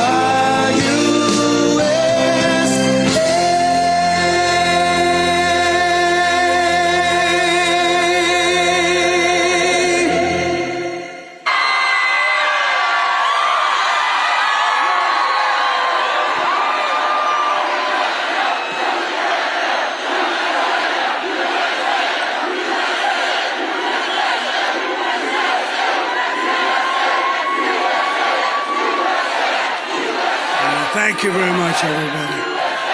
Thank you very much, and I'll tell you, I love this state. I love Georgia. I love Georgia. And I'm thrilled to be back in this incredible place with thousands of proud, hardworking American patriots. That's what you are. You are hardworking. You're great. We know how good you are. And we're bringing this country back fast. We're going to bring it back fast. I'd like to begin by asking you a very simple question. Are you better off now than you were 4 years ago? With your vote on Tuesday, I will end inflation. I will stop the invasion of criminals coming into our country. And I will bring back the American dream. We're going to bring back the American dream. We're just 2 days away from what will be the most important political event in the history of our country. I believe that. But you have to do one little thing. I don't want your money. I don't want anything. The only thing I want is get out and vote. Just get out, finish it. You know, we're on the 5-yard line, maybe even the 1-yard line. We're right there. We had a tremendous number of early votes, a record-setting number, records like nobody can believe.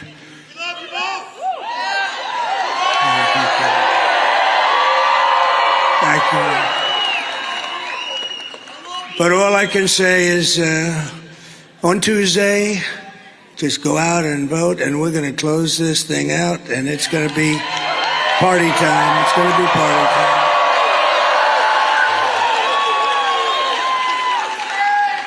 And this is really all you need to know. Kamala broke it, and I'll fix it, and we'll do it very quickly.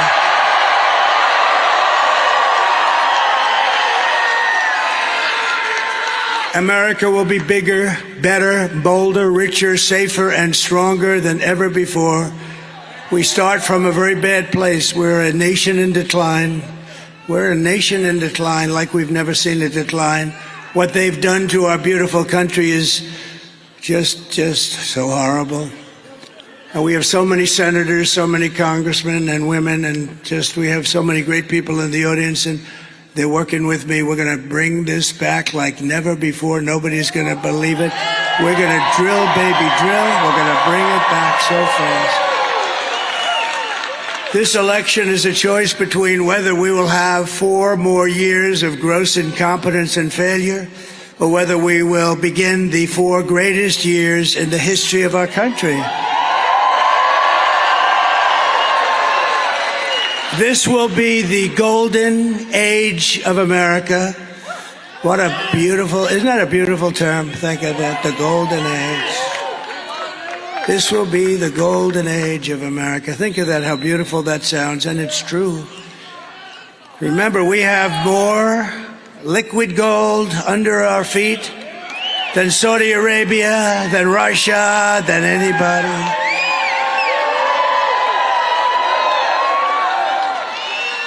And I told a great guy, RFK Jr., Bobby, I said, Bobby, you work on women's health, you work on health, you work on what we eat, you work on pesticides, you work on everything. The one thing you have to let me do, Bobby, I gotta work the liquid gold. You're not gonna touch that. We don't want too much advice. We don't want too much advice, Marco, on the liquid gold. We're going to pay off our debt. We're going to do things that you wouldn't believe, and we're going to give you, I gave you the biggest tax cut in the history of our country. You'll get still more. We're going to make our country so competitive. On Tuesday, you have to stand up and tell Kamala or Harris. You know, when I say Harris, nobody knows who the hell I'm talking about. I said, Harris was out tonight. Who's Harris, sir? Nobody knows who she is. But on Tuesday, you have to stand up and tell Harris that you've had enough. You can't take it anymore. You're the worst vice president in the history of our country. It's the worst administration in the history of our country. Kamala, you're fired. Get out. Get out. You're fired.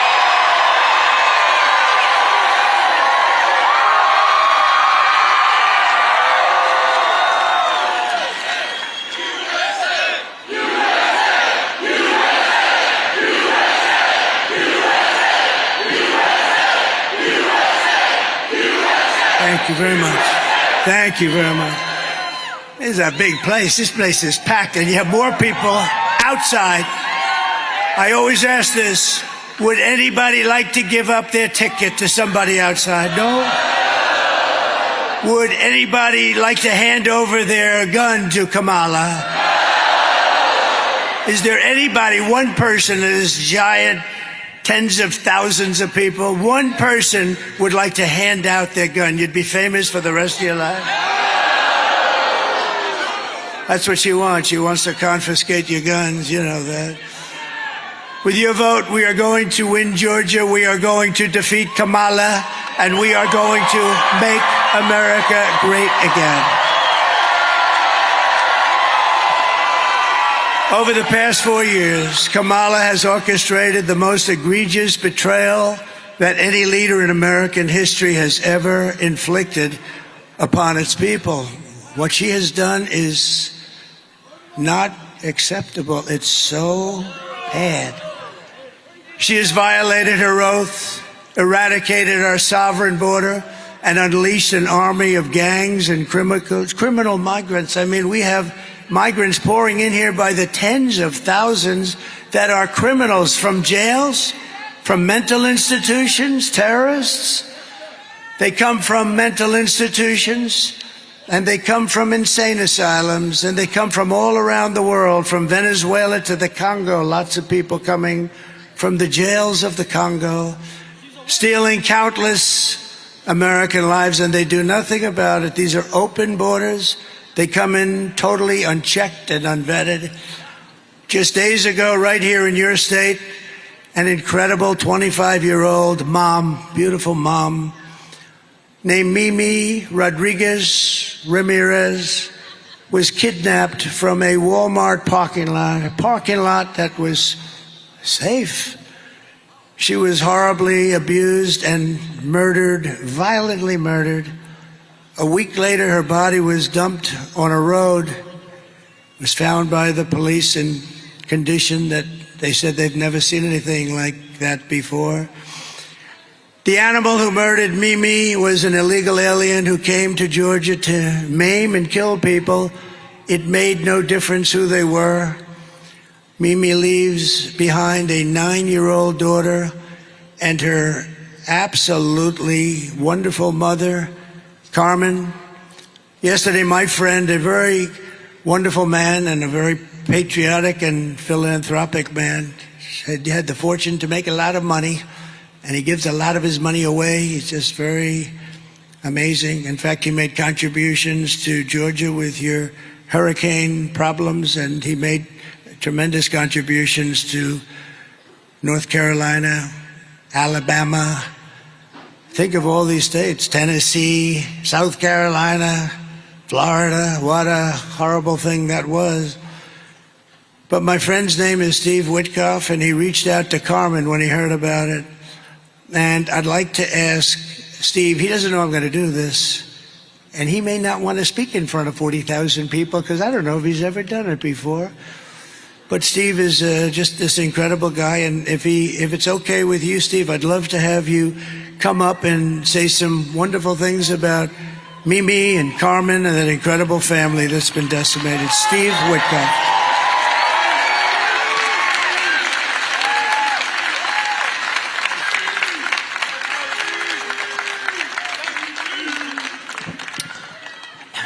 Hello, everyone.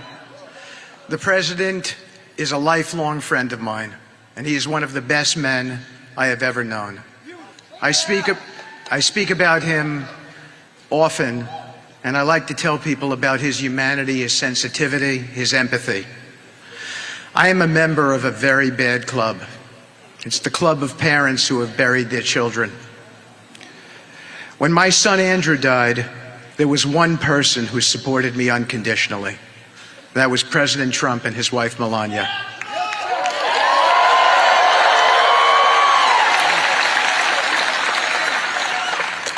We were having a conversation, and I told the president that my son Andrew leads me to others who have been in distress. Several days ago, that happened again. As a member of this audience, Josh McCoon, who you heard earlier, who's a great guy, told me about a Georgia woman, Mimi, who had been murdered.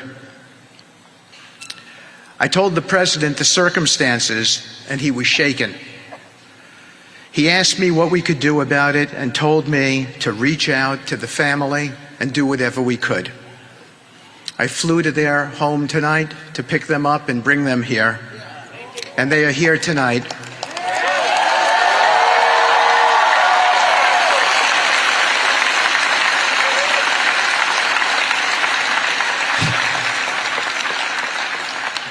Distraught and sad, but I believe uplifted, and they are Trumpers and have voted for him in this election, all of them.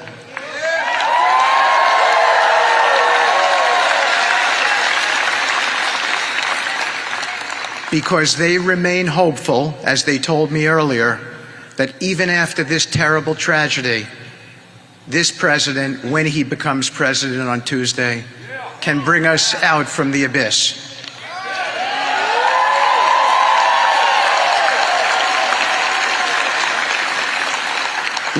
Let me tell you briefly about Mimi's family. They are hardworking, from Puerto Rico, living in Georgia, making a home for themselves. They never imagined their beautiful daughter would be killed by someone who did not belong in this country. On your behalf, Mr. President, we have raised their family money and we have given it to them tonight, and we will watch after them in the future. I can promise you that, in your direction.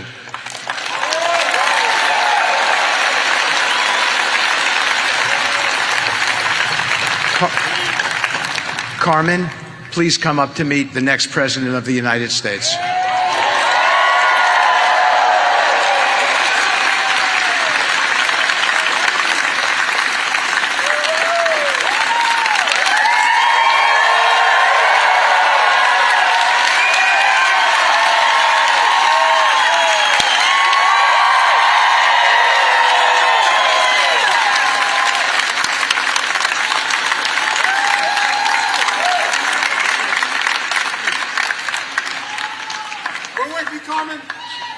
Thank you.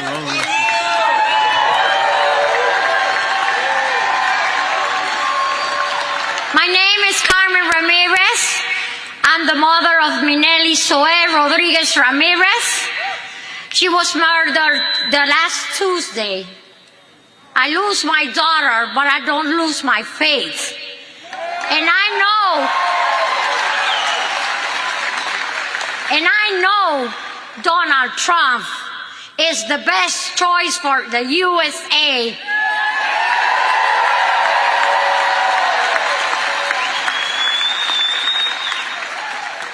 And not the best choice. He's the only one we need to save our country.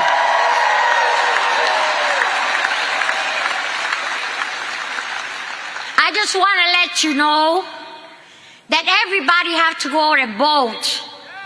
Because just for talking and don't vote, we don't do nothing. Take your friends, take your children, 18 years old. Everybody have to vote. Because that's the only way we're gonna save us country. Okay? And I want to let you know that Donald Trump is not a choice. It's just the number one.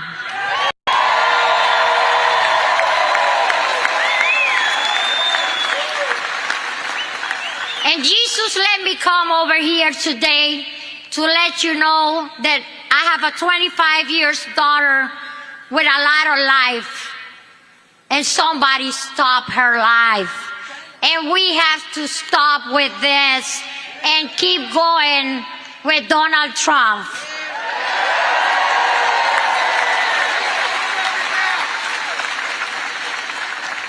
I meet Donald Trump in person. He's the most wonderful person that I see, that I know right now. He help us. He be with us all the time as this happen. And he always be there for my family. That's why we always gotta be for him all the time.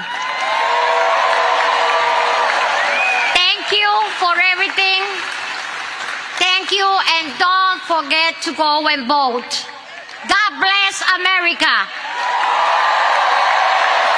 Please make America great again.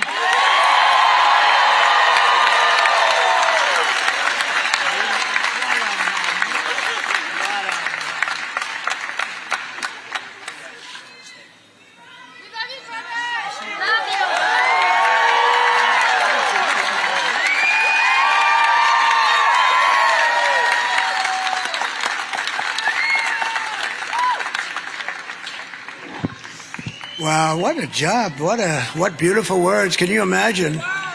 I don't think it's her first language, and she spoke better than any person whose language is that particular language. That was incredible. Wow. And I can tell you, Carmen, that Mimi is looking down on you right now, and she is so proud. She's up there in the beautiful sky, well beyond the clouds, and she is so proud of you. What a job you did. Well, it's not easy either. Can you imagine through the grief to do something like that? And we are so sorry for your loss. It's unbelievable. We're going to get that stopped. We're going to stop it. This is happening every day.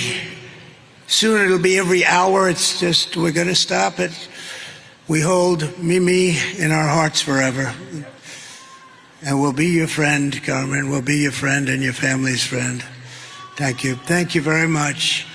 These terrible atrocities against our citizens are happening every single day in cities and towns all across America.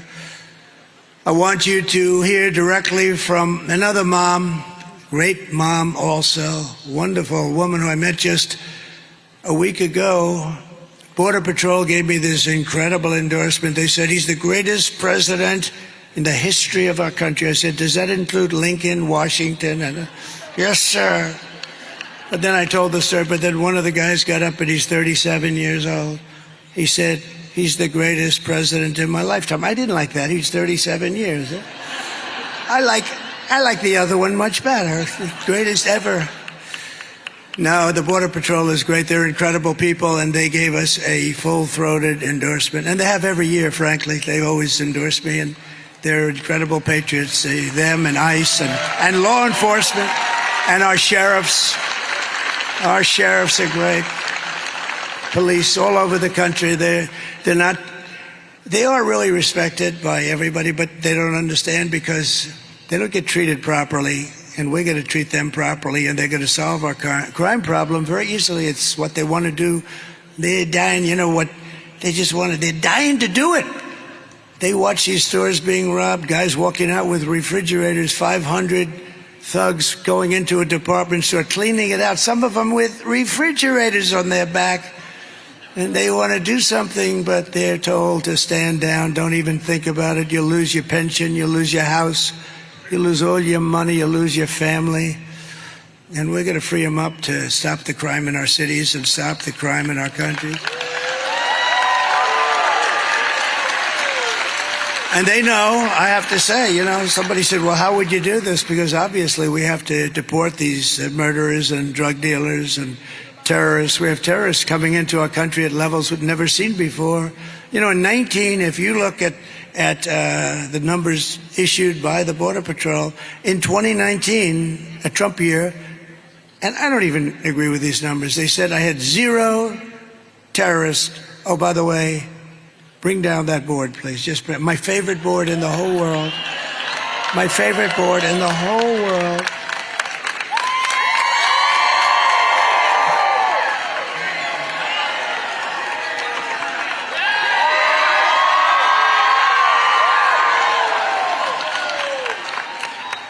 I assume it's up there. Is it up there, Mike? Yeah. So, I love that chart. I love that graph. I sleep with it every night. I hold it tight. But it saved me, because if I didn't make that sharp turn to the right to look at it, I would not be with you tonight. So, if you look at the arrow on the bottom, that was my last day in office. And after I left, all they had to do is leave it the way it was, remain in Mexico. You think it was easy to get Mexico to say, oh, sure. They said no. They laughed at me when I first proposed it. And within about 10 minutes, they were saying, we would love to do it, sir. I said, I'm going to put tariffs on every car and everything you send into the United States if you don't do it. And they not only that, they gave us thousands, tens of thousands of soldiers free of charge, everything free. I wanted it free. And tremendous crime is coming through. But that was in 2019. They said we allowed 0 terrorists. It had terrorists 0. And it was good, but I think it has to be a little bit. But the following year, it was 16 or 19 terrorists. Now it's thousands of terrorists. They're coming from the Middle East and all over the world. Some of the worst in the world. We know the names. We have no idea where they are. But our local law enforcement does, you know. People say, well, how are you going to ever find? Our local sheriffs and law enforcement people are incredible, and they're dying to do the job. And they know their middle names.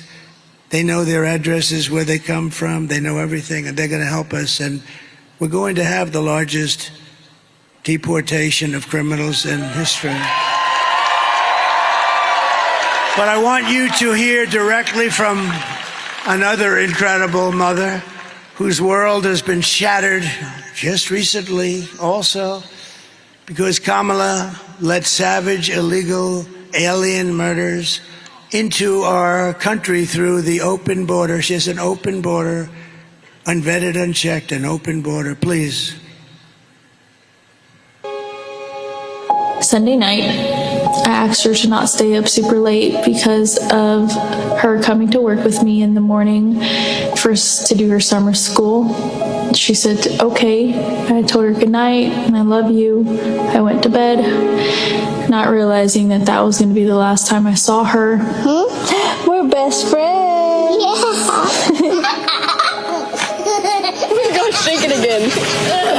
I woke up to notice she wasn't in her bed. I'm in my heart trying not to lose my mind because I don't know where she is. I finally remembered her phone had a location on, and her phone was pinging just 2 minutes down the road, right behind the skate park. start driving to the direction the phone was being pinged at, and I see a couple cop cars with lights on. I see yellow tape, and immediately my heart drops and sinks to the bottom of my stomach. My daughter's hands and ankles were both bound. She was strangled to death, left with no pants. And I know in my heart, she fought incredibly hard. She was not going down without a fight.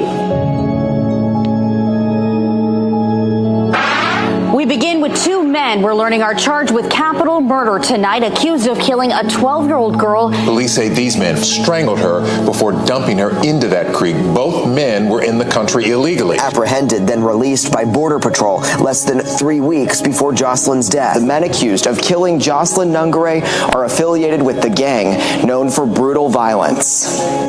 Kamala Harris was in charge of immigration in our borders. If we had better border policies and not open borders and not these catch and release policies, I truly believe this all could have been prevented. Under her being vice president of this country, my daughter's life was ripped away from her. She had her entire life ahead of her. Happy birthday, dear Jocelyn. My daughter is 6 feet in the ground based off of policies that she allowed to keep. Kamala Harris did have one job, and she not only failed, not me, she failed my daughter. She failed Jocelyn. She was only 12. President Trump reached out, gave me his sincerest condolences as not a former president, but just as a father, someone who cares. I believe Donald Trump needs to be back in office. I can at least know that my next child will be safe in this country.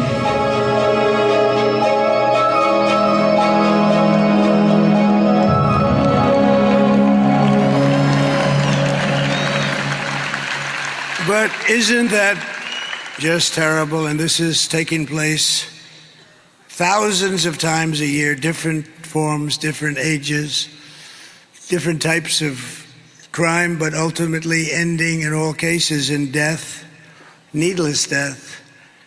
The day I take the oath of office, the migrant invasion ends and the restoration of our country begins immediately. And when you vote on Tuesday, remember this: Kamala is importing illegal alien rapists and murderers, draconian monsters who are killing our children, our brothers, our sisters, our parents, our friends. They're willing to kill anyone, these people. They are true evil. When I win, I will not let these animals into our country any longer.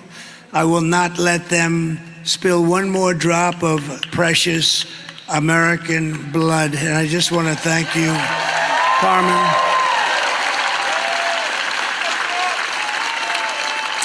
And Jocelyn was so incredible. The mother is devastated. It's like devastated.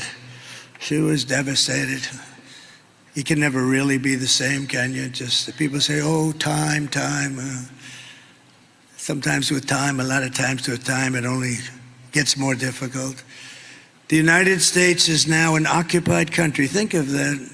We're an occupied country. This is thousands of people all over our towns and cities, countryside, having military-grade weapons, sometimes higher than military-grade. Nobody's ever seen anything like it.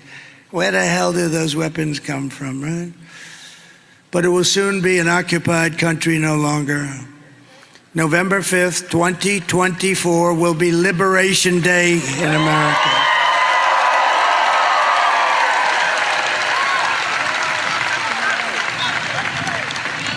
I will rescue every city and town that has been invaded and conquered. Can you imagine? I'm saying our towns have been invaded and conquered, and that's what they are. Take a look at Aurora in Colorado. It's been invaded and conquered. And we have a radical left governor of Colorado who doesn't know what to do. I know what to do. And we will put the vicious and bloodthirsty criminals in jail. But first, we're going to see if it works out. We're going to kick them the hell out of our country because we don't want to take care of them. And to expedite removals of Tren de Aragua and other savage gangs like MS-13, equally violent. They like using knives to cut people up because knives are much more painful than a bullet. They did it in Long Island. You remember 2 young girls walking to school in the morning, beautiful 16-year-old girls, and they were grabbed by MS-13 and they were sliced into pieces and killed. And all I can say, it's really good that we have great law enforcement out there and that we were able to call ICE, because ICE took care of business. They took care of business. And Kamala wants to defund ICE. Think of that. She wants to, she said, she said, they're not nice people. They better not be nice people. If they're nice people, they're going to have a lot of problems with living, but they are tough as hell, but they love our country equally as much. They love our country so much they just want to be able to do their job. So ICE and Border Patrol and all of you, sheriffs and law enforcement officers, and yes, firemen and sanitation men and you are on the A-list, all of you. I will invoke the Alien Enemies Act of 1798. Can you imagine? That's when they ran it a little tougher. They weren't so politically correct in 1798. To target and dismantle every migrant criminal network operating on American soil. And if they come back into our country, it's an automatic 10 years in jail with no possibility of parole.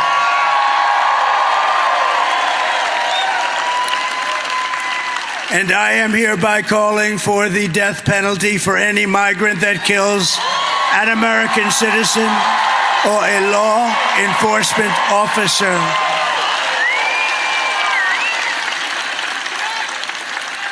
And I will immediately ban all sanctuary cities in the United States of America immediately. And as we secure our borders, we will also rescue our horrendous, you saw the numbers on Thursday, horrendous economy. Yes, it's that bad. I always said that if it's going to happen, let it happen on their terms. The numbers were the worst that I've ever seen. 4 years of Kamala and Sleepy Joe have delivered nothing but economic hell for American workers. Her inflation disasters made life unaffordable and cost families over $30,000 a year in higher prices. That's inflation. That's what it's done. You know, inflation in a lot of quarters is called a country buster. It's a country buster. It busted Germany many, many years ago. Germany was busted with rampant inflation. It's a country breaker, country buster like almost nothing else. And yet, it's #1 rated on the polls, inflation and the economy. And what you just saw with beautiful, beautiful Jocelyn, Mimi, and Carmen, what you just saw is #2. No, I don't think so. I think #1 is stopping these people from destroying our country and stopping them right now. We'll handle inflation. We'll handle inflation. You know how we're going to handle it. We're going to drill. We're going to get energy costs so low. We're going to get you. We have more than any other country.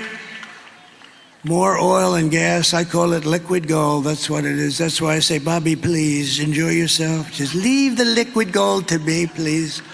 We're going to pay off debt. We're going to reduce your taxes still further. They got the biggest tax cut ever, biggest regulation cuts ever. We had a great administration. And I will say that I got you into no wars with countries that you've never heard of. And yet I defeated ISIS. I rebuilt our military, and I defeated ISIS in about 4 years less than these stupid generals like Milley and Kelly and Mattis. Sir, it'll take approximately 5 years to defeat ISIS. How about we did it in about 4 weeks? With the real generals. Just this week, we had the worst jobs report in modern history. So the reason I put it second on the list is I wanted you to meet these incredible mothers and these unbelievable families that are just decimated, because it's number one. It will always be number one to me, because I'm good at this stuff. I'll handle inflation. You'll be making so much money. All of a sudden, it'll just be beautiful. Because if we get your energy costs and your interest rates and a couple of things down, it'll be even better than it was. You know, we had the greatest, strongest economy in the history of our country. We're going to do it again, but even better. And now I know Washington. Now I know, because I went to Washington very few times in my life. I didn't know anybody. Think of that. I became president of the United States, and I didn't know anybody in Washington. That's a problem. So I had to rely on rhinos and some others, and some very good people too. And we had a lot of great people. Look, our trade deals have been unbelievable. Nobody can believe it even. And so many other things. Our right to try, one of the greatest things, right to try. We got so much done. All the regulation cuts. We approved more regulation cuts than any president in history times 5. That's why you had the great job. That's why you had the great job numbers. And it's really why we were the envy of the world. We were going at levels that nobody's ever seen. We got hit by the China virus, and we took care of it. We did a great job. You know, we turned it over with the stock market higher than it was previous to the virus coming in. I mean, it was sort of an amazing thing. Nobody had ever heard about this. Nobody knew anything about it. All we knew that all over the world, lots of people were dying, and we did a great job. Never got credit for that. Got credit for the great economy. Got credit for knocking out ISIS and having no wars. I'm the only president in 82 years I had no wars. Remember crooked Hillary Clinton? She said, look at him, he'll create wars. Look at him, look at his attitude. Look at him, he's going to create wars. I said, no, my attitude is going to keep us out of wars. And that's what happened, because they respected us. They respected us. But just this week, we had the worst jobs report in modern history, with only 12,000 anemic jobs created, and much of that was government jobs. We had nothing. You know, usually we hear 200,000 jobs were created, 250, 300, 350, 190, 100, 12,000. And they thought they could hold this report till after the election. And somebody released it, a whistleblower or somebody released it. But they released something far more sinister, because if you go back a few weeks, you remember they created 818,000 fake jobs. They didn't exist, and they put them down as though they did. So that instead of having today's problem, which is 12,000, which is like terrible, it looked okay. Not great, but it looked okay. So they created 818,000 fake jobs, and it was revealed 2 weeks ago, and the fake news media hardly picked it up. What a shame. That's a lot of fake news. Look at that. That's a lot. Wow. That's a lot of fake news, Mr. Chairman. That's a lot, huh? I can't believe it. You know, they hate me, but ratings predominate. For the networks, ratings predominate over hate. But think of what they did. 818,000 fake. And then last week they had to revise the figures from the previous month, 112,000. So that's almost 1 million fake jobs. I call them fraudulent. Fake isn't strong enough. And they did that hoping that all of you people wouldn't have a chance to see before you pull the lever on Tuesday.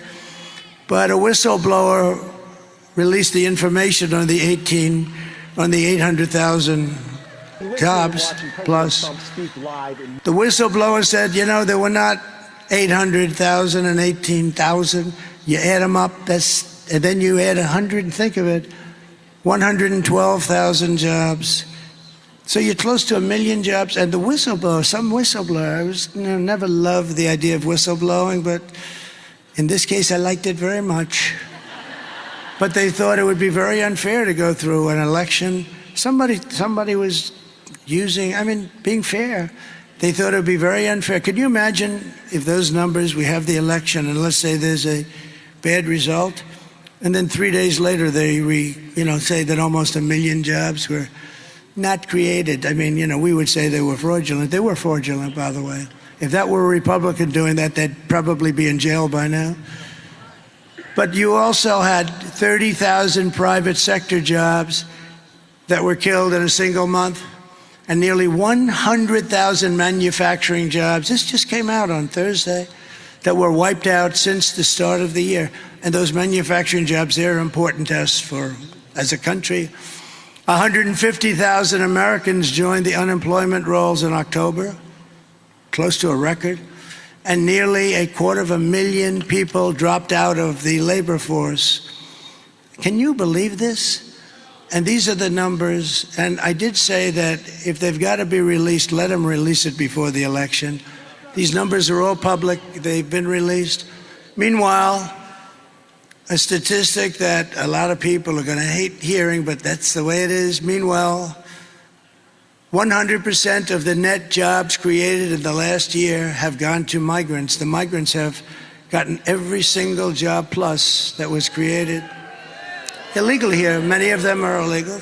And many of them are murderers. And many of them are terrorists. They're taking the job. And you know who they're taking the jobs from? The black population mostly. It'll start hitting the Hispanic population. But right now, and the other thing that you should demand, everybody in this room should demand it in front of the fake news right now. They should demand it because they put no pressure on these crooked politicians. You should demand that they give you the numbers of how many black people are going to lose their job. The African American population, they're getting fired at numbers that we have never seen before. And migrants that are here illegally are coming in and taking their job. And they have homes and mortgages, and they have things to pay, and they've worked there for 10 and 15 and 20 years, and they're losing their jobs. And frankly, the Hispanic are next. I hear that that's what's happening. But the Hispanics are next. And unions are going to be seriously affected too, very seriously. The unions know that this is a big problem. So think of what they've done. They've allowed people to come in by the millions, 21 million people. I think it's much more than that. And then you have the gotaways. You know what the gotaways are? That's the people that don't want to be looked at all. So they're worse than the people we're seeing. That's why they don't want to be looked at. These are depression-type numbers, 1929 depression-type numbers. And I never wanted to be, I always told people, I would have hated to be the President of the United States in 1929 when you had the Great Depression. Herbert Hoover, I would not want to be Herbert Hoover. What a time that was. People jumping off buildings. And that's where we're headed because we have leadership that's incompetent. We have low IQ people, and we need very, very, very high IQ people. Under my leadership, we are quickly going to turn this economic nightmare into an economic miracle. Wait till you see how fast we're going to get it going. We'll get the prices down. Don't forget, you could stop inflation, but the bacon is still at the all-time high, and the lettuce and the apples. There's a story that should never happen in this country. An old woman goes into the grocery store, and she takes 3 apples. That's what she lives on. And she brings it up to the counter, and then they tell her the price of the apples, and she says, I'm sorry. Then she takes 1 apple and brings it back to the refrigeration area, puts it back in, and comes and pays for 2 apples. This should never be happening in our country. This should never be happening. We will make America wealthy again, and we will make America affordable again. Big problem. So we're 2 days away from the best jobs and the biggest paychecks and the brightest economic future the world has ever seen. Kamala talks about fixing the economy, but why doesn't she do it? She said the other night, yes, I'm going to fix the economy. Why the hell don't you do it? She's always saying, I'm going to do this, I'm going to do that. The best was today, though. She was going to fix something else. When I get into office in January, do it now. What are you waiting for? It's all a big con. She's not going to do anything. She's incapable of doing it. Kamala's plan will impose the largest tax hike in American history and raise taxes on the typical American family of 4 or 5 by more than $3,000 a year. Congratulations. You know, all my life, I've always found politics fascinating. I never knew I'd be a politician. I still like to try and get away with saying I'm not. But I guess after 9 years, I guess I am. It's all right. But you know, all my life, I've watched politicians run for office. And all my life, they've been talking about cutting taxes. We will cut taxes. We will cut taxes. And oftentimes it turned out, frankly, they weren't able to do it, or it wasn't true, but they turned out. But I've never seen a politician run and say, we're going to raise your taxes and have people vote for them. We are going to raise your taxes. You're paying far too much already. And we are going to cut your taxes substantially, and it's going to be helped by lowering interest and by oil and gas. And by the most beautiful word in history, tariff. We're going to tariff the hell out of countries that have been taking advantage of us and stealing our jobs, stealing our companies. My plan will be massively to cut taxes for workers. We're going to cut their taxes and small businesses, and we will have, quite simply, no tax on tips, no tax on overtime, and no tax on Social Security benefits for our great seniors.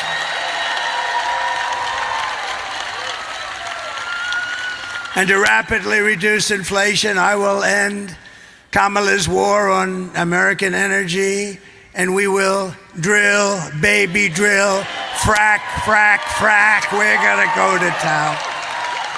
And I know those guys are, they don't call them wildcatters for nothing. They'll be drilling so fast.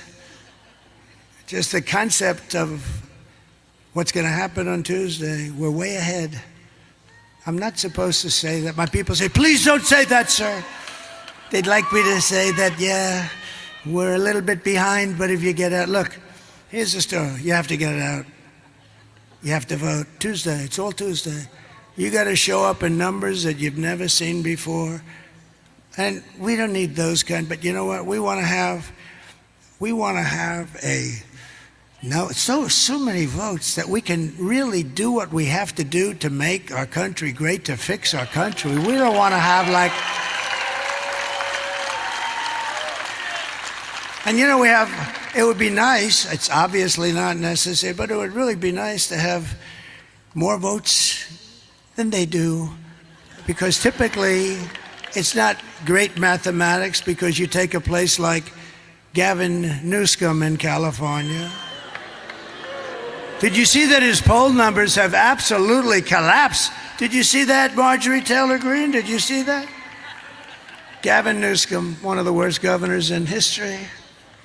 But Gavin, his poll numbers are, what the hell's happening? What happened to his poll? But all of these people, they're just taxing you out. But the worst is, I was talking to Elon Musk. How great is Elon Musk? When I saw that rocket ship come in a week ago, I'm looking and I told the story twice. I'm looking at that rocket ship and I'm on the phone with a very important person, very, very important. Even all these senators, even Herschel Walker would be impressed with him. Not that, Herschel wouldn't be that impressed. Herschel is, by the way, you're the greatest, Herschel. What a good man. They didn't treat him fairly. They didn't treat him fairly. You know, Herschel was very fast, very big, very fast, but he would always run around. But if perchance you couldn't run around, he would run through people I've never seen. He would carry 4 coal miners' sons on his back for like 12 years. They didn't know what, they're banging him, they couldn't touch him. Really, maybe one of the top 2 or 3 in the history of football. We were really great. Remember, they played here in your state, the ballad to Herschel Walker. They're playing the ballad to that guy, and all he wanted to do is play football. He's a good person with a great wife and family and everything, and we love that you're here, Herschel.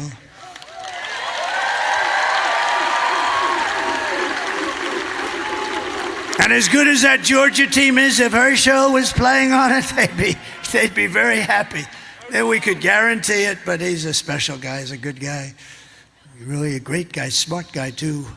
So they would take all of the things that we're doing and they put them into a hopper, and what they do is destroy our country, and we're not going to let it. We're going to bring it back.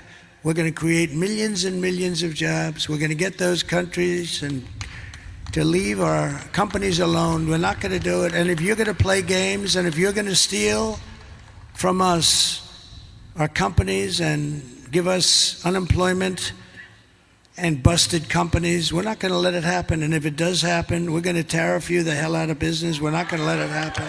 It's not going to happen.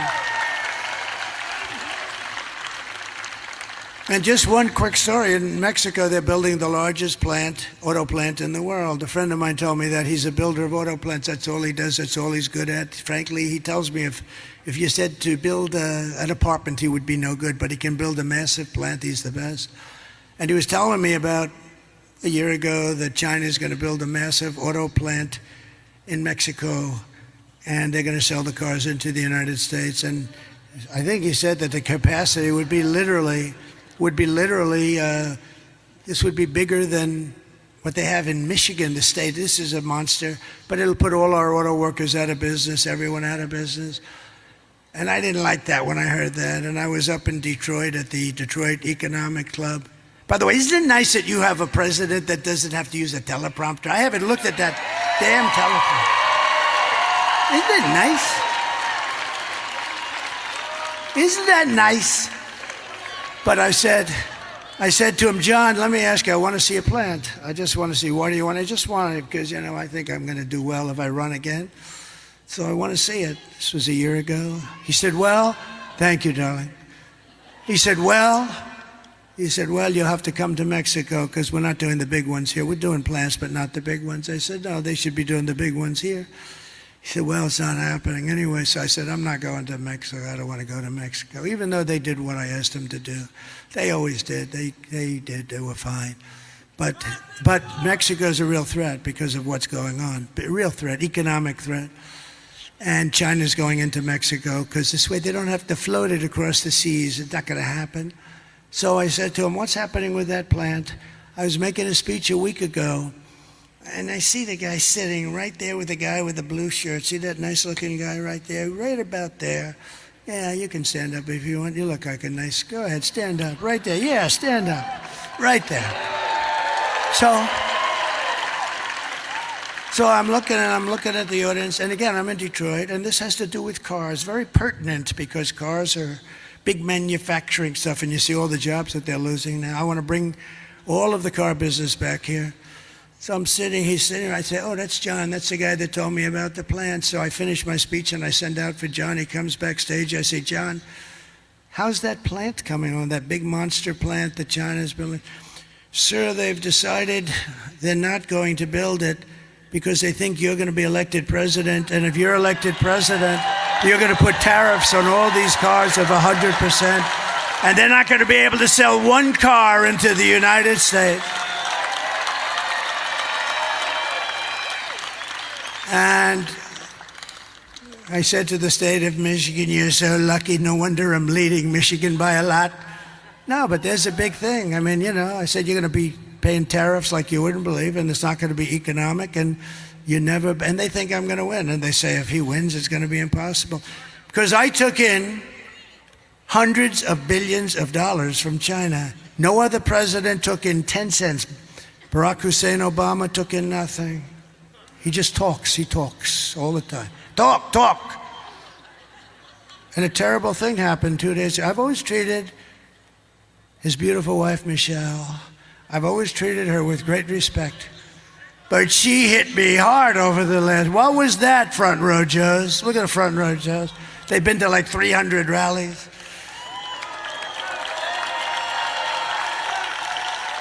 And this, by the way, look at this thing. I mean, 25,000 people standing outside. Look at it, to the back window. You know it's full when you have the back window and people are hanging out the window. Be careful, too. But this isn't a rally. You know what this is? This is a request to tell everybody just to go, please, just go and vote on Tuesday.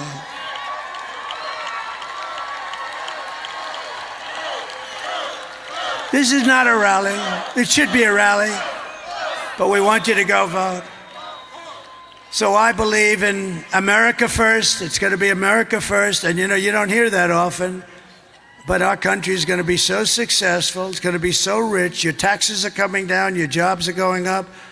And we are going to indeed have an economic miracle. And it's not going to be that hard. And it's really something that others do to us, the smart ones. There are no dumb ones. You know, we're the dumb one. I have never seen a good trade deal made. I changed a deal with Japan. I changed a deal with South Korea. I changed a lot of deals. But we're at a disadvantage because we had long-term deals.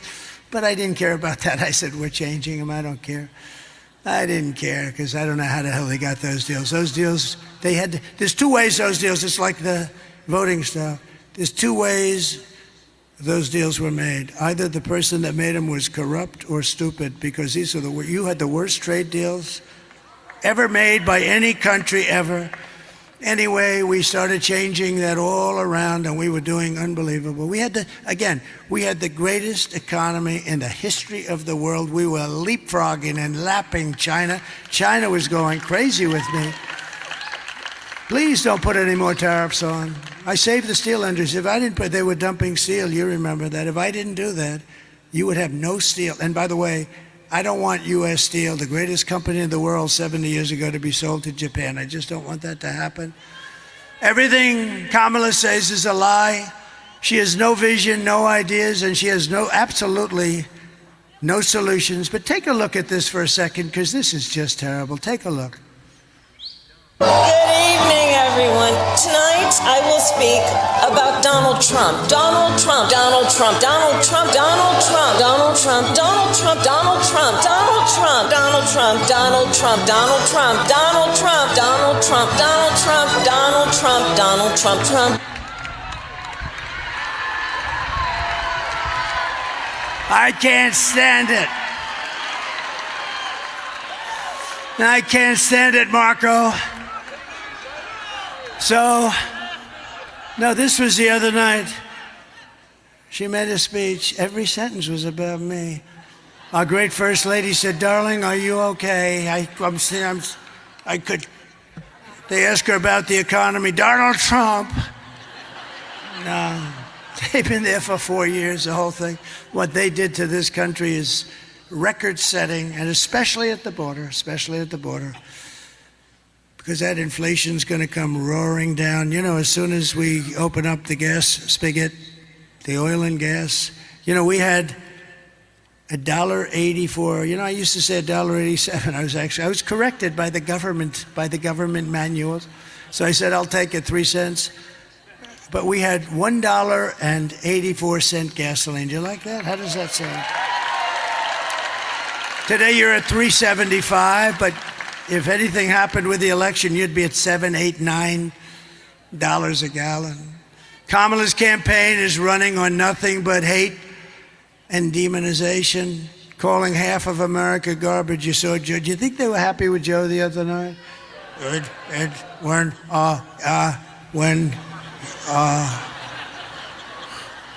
His people are garbage. They're garbage. Oh, I said, oh, is he screwed now with them? He says. That's lasted, Sarah, that's lasted for about 5 days now. This is not good. And perhaps that's why we're leading by so much, but that's not really the reason. The reason is that first little question I put. We built a great, great economy, and their economy is terrible because of inflation, in all fairness, largely because of inflation, but if inflation's a real bad word. Meanwhile, Kamala says she would not do one thing differently from Joe Biden, which in itself is disqualifying. I wouldn't do one thing. How about the 325,000 children that are dead, missing, or slaves? She wouldn't do that different. Our country is almost at a 90% wrong track, the highest in the history of our country, and she says, oh, I would do nothing different. Take a look. Would you have done something differently than President Biden during the past 4 years? There is not a thing that comes to mind. I stood there on the tarmac watching you check your watch. The chaotic and deadly U.S. evacuation from Afghanistan stunned Americans and the world and cost the lives of 13 U.S. soldiers. Would you have done something differently? There is not a thing that comes to mind. More than 13,000 illegal immigrants convicted of murder have been caught at the border and then released into the United States. An Afghan national is in custody today after being accused of plotting an election day terrorist attack. The suspect entered the U.S. on a special immigrant visa. Gut-wrenching new details in the murder of Georgia nursing student Laken Riley. The illegal immigrant suspect, who cops say committed the heinous murder, is a Venezuelan national who crossed the unsecured southern border back in 2022. 2 men investigators say are in the country illegally from Venezuela are charged with capital murder in the death of Jocelyn Nungaray. A fifth illegal immigrant accused of attacking 2 New York City police officers over the weekend showed no remorse or regret. Would you have done something differently? There is not a thing that comes to mind. Can you believe it? Nothing. You know, a smart person would say, yeah, let's see, I'd strengthen up the border. I'd do something on inflation. I'd do that. You could say 20 different that you couldn't think of anything. This is not what you want for your president. So if you want to end this disaster, you have to go out, get out and vote. And just in conclusion, we want to just introduce a few people that are incredible. They're really incredible. Lieutenant Governor Burt Jones, thank you for being here, Burt. Great guy. The great senator from Florida, and he's a tough guy. I had to compete against this guy. This guy was not easy. He's tough. He's tough and he's smart, and he's my friend Marco Rubio. Thank you, Marco. And former Senators David Perdue, he's working so hard, and Kelly Loeffler. Thank you, Kelly. Thank you, David. Somebody I'm very proud of, Arkansas Governor Sarah Huckabee Sanders.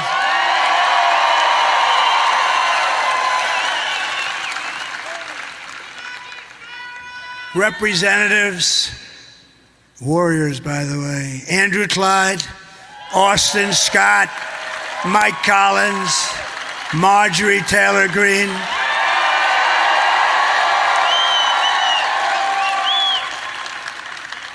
And a guy who was great in the Mueller hearings. Remember, he was hitting up Mueller with so many questions. Mueller said, I don't know, I can't. Where the hell am I? Just after 2 years, he had no idea what was happening. And we were totally exonerated, by the way. Totally, 100% exonerated. But this man was great. You got to see his voice chiming through those beautiful, hallowed halls, screaming at Mueller. It was unfair competition. Former Congressman Doug Collins. Thank you, Doug. And candidates for Congress, Brian Jack. So Brian Jack. I hated when they took Brian Jack. They came to me and they said, we'd love to have Brian run his home district where he was born and raised. I said, look, between you and I, just tell him it's not available. I didn't want to lose him, but he figured it out. And I endorsed him so heartily. And he's a great gentleman, right, Chairman? He's a great gentleman. Brian Jack. It's an interesting name because, you know, with people, there aren't too many, but when people have that kind of a name, Brian Jack, and a lot of people call him Jack Bryan. I asked him that question, and I said it doesn't really matter, you know, you get the idea. But Brian Jack is a great guy, and he's going to be a great congressman or whatever he wants to do for a long time to come. Thank you, Brian. And he worked for me, and he was always there. And also Wayne Johnson, going to be great. Wayne Johnson. And he's central. Look at that look he's got. Although looks don't mean anything, please remember that. Looks. You're not allowed to talk about looks anymore in this politically correct. He looks, especially if he were a woman, that would be bad. And you know, nowadays with this administration, you can become a woman if you'd like. I don't think you should. I have a feeling that he's going to take a pass. Do you believe what's happening with that whole situation? But I hear you're doing great, and you're going to be very successful, and you do indeed have the look, whether I'm supposed to say it or not, who cares? Thank you very much. Agriculture Commissioner, and he's a good one, Tyler Harper. Thank you, Tyler. He's a good one. And your incredible GOP chair, Josh McCoon, who is great. I don't want to talk about him too much, though, because, you know, if some crazy thing happens on Tuesday, I can't say, because then I'd say he didn't do a good job. But now he's done a great job, and I hear we're really in great shape, right? We have record-setting early voting, numbers that nobody's ever seen before. Can you believe that?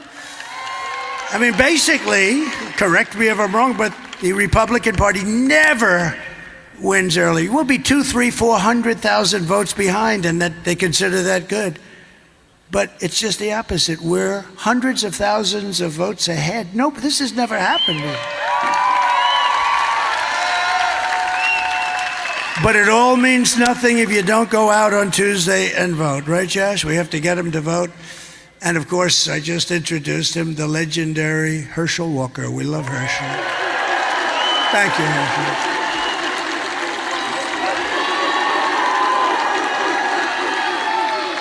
You look good, Herschel. I also want to send our prayers to everyone here in Georgia who is still recovering from Hurricane Helene. And I want to also thank you, Governor. He's been very gracious. He's working very hard on making sure that we win this vote on Tuesday. So I want to thank very much Brian. That's very good. That's really nice. Thank you very much. Everybody's working as a unit because winning this vote, and by the way, winning this state, we win this state and it's over. It's over. So get out there and do it. Kamala's hurricane response was a disgrace and actually a betrayal. It was just reported that almost 50% of phone calls to FEMA for disaster aid went totally unanswered. You know why? Because they spent their money on illegal aliens, people coming into our country illegally, many of them very bad people. So you cannot trust this person. Anybody doing that, you can't trust that person to be president. You had the worst hurricane like maybe ever, and boy did North Carolina get hit, but you got hit really hard. And you had, and you know, I want to thank Elon Musk, okay? Because Elon, the head of North Carolina Rescue, and your governor, and also some of your people that did a really great job but had very little federal help, they asked, would it be possible for you to call Elon Musk? And he gave me the greatest endorsement ever. I mean, how good is it to get his? Because we like intelligent people. We got to protect our brilliant people. We don't have too many of them. And when I saw that rocket come down, the way it came down was so beautiful. Boom, right on the pad. He was unbelievable. I said, was that yours? Yes. Oh. Can Russia do it? No. Nobody can do it. China? No, nothing. Nobody can do it. And I said, he does something called Starlink. And the man from, a very good official, by the way, state official, he's from North Carolina. He said, sir, could you call up Elon Musk? I know you have a good relationship. We want Starlink. I said, what the hell is Starlink? Tell me about it. It's a communication system. All of the wires in parts of Georgia, too. All of the wires are down, and it's very successful. It's very hard to get. We can't get them, and we need it. I mean, people are dying. They have no communication, and people are dying. And I called Elon. I said, Elon, you got to do me a favor. Do yourself a favor. Do humanity. They got to get this thing you have called Starlink And you got to get it fast, Elon. And I talked to him for a couple of seconds, literally, and I got a call from the guy from North Carolina thanking me for getting Starlink. I said, how the hell did you do that, Elon? He said, well, I can do two things at one time, can't I?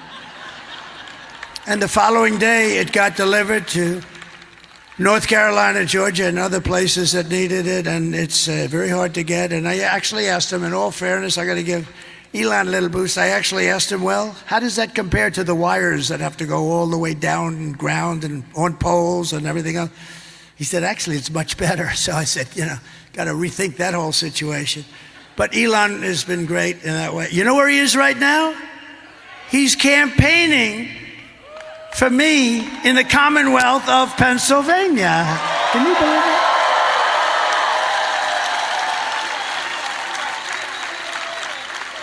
That rocket went up, and I mean, the thing was down for probably 30 minutes, and he announced he's going to, because he thinks this election is the most important thing maybe to ever. He doesn't think we're going to have a country left if a guy named Trump doesn't win this election. And he's a very smart guy. But how good is that? Think of it.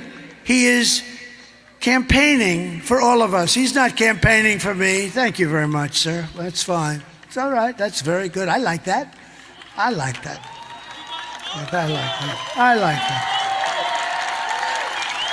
How can I get angry at this guy, right? Normally I'd say, who the hell is in front of me with a sign? But that sign is okay, sir. That because he's up there and he's going to help us out. Thank you. Thank you.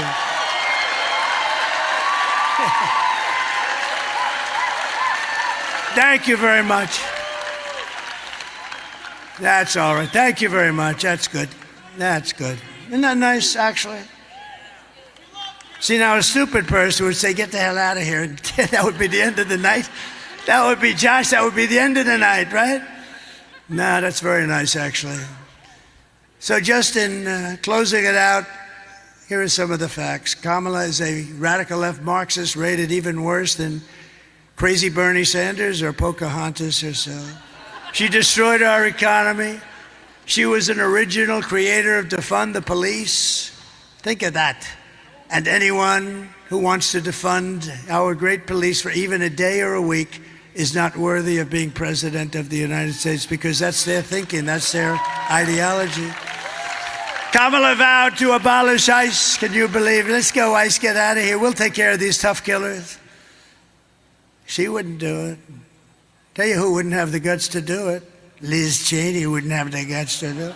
Liz Cheney, ooh.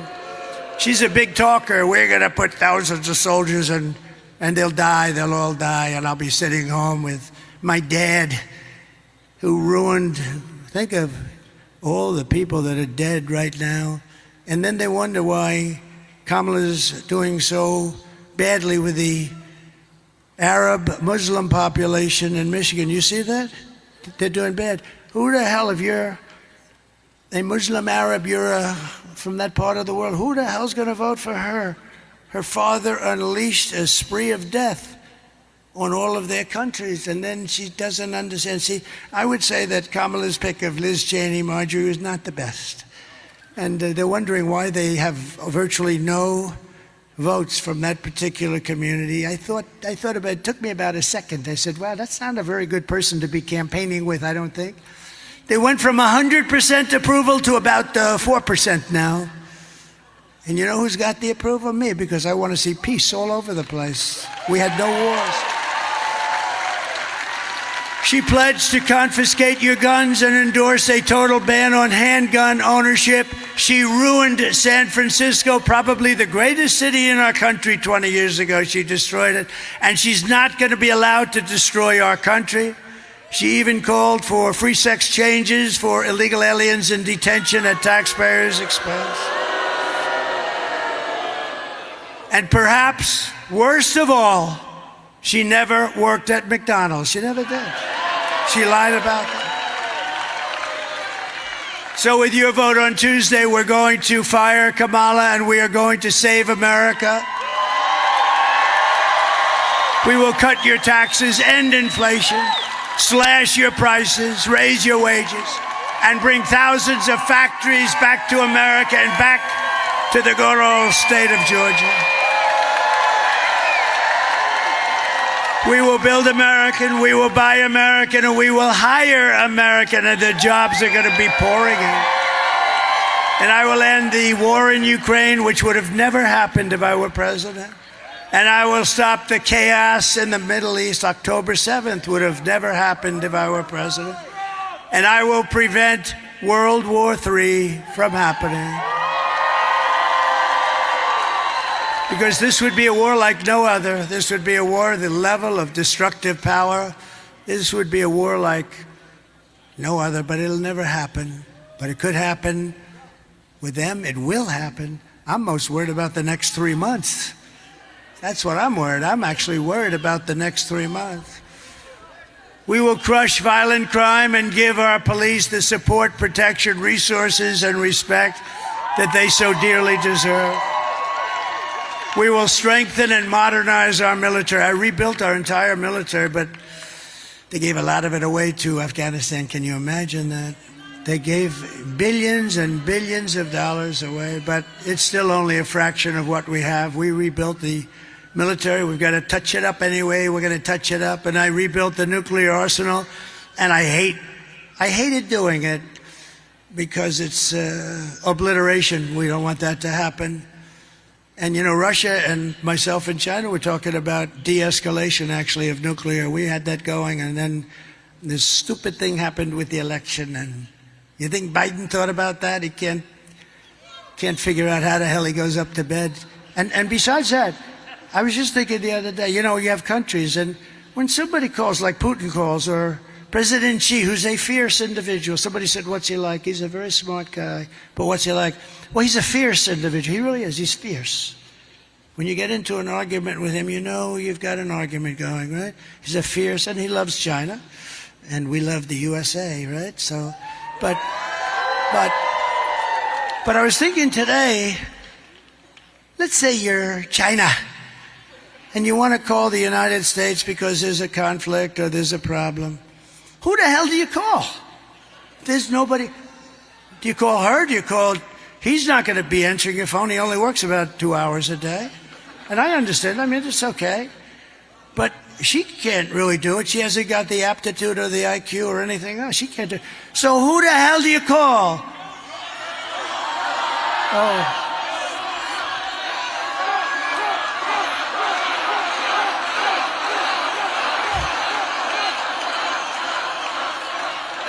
Well, I don't know if they have a choice. There's nobody you can call. You ever have that? You're calling a company, like a nice company, and there's all flux and trouble. You don't know who to talk to. Here's on a much larger scale, to put it mildly, the largest scale in the world.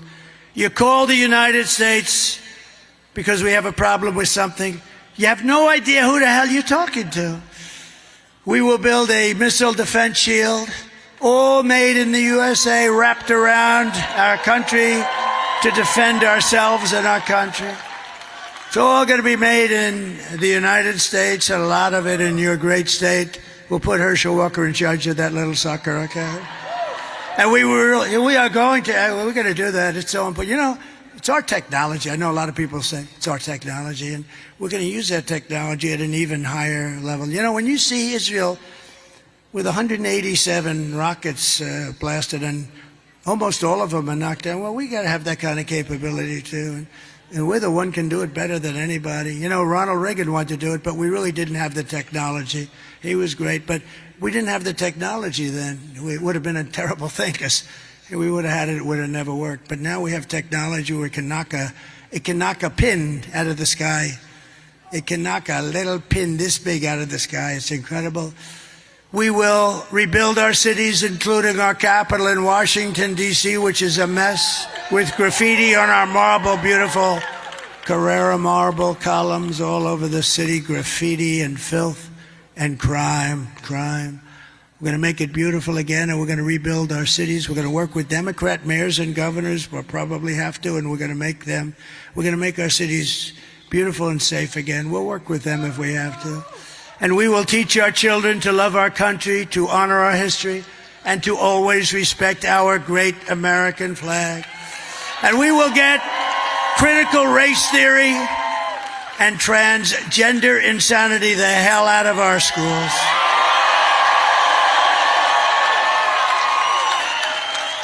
And we will keep men out of women's sports. That's like a no-brainer. Brett Favre endorsed me yesterday. That was beautiful. While we were in Wisconsin, Green Bay, Wisconsin, he said, I've never endorsed anybody in my life. It was never appropriate for me to do so. You're the one person I'm going to endorse. And I said, that's an honor. And he shook my hand. It's the largest hand I have ever seen.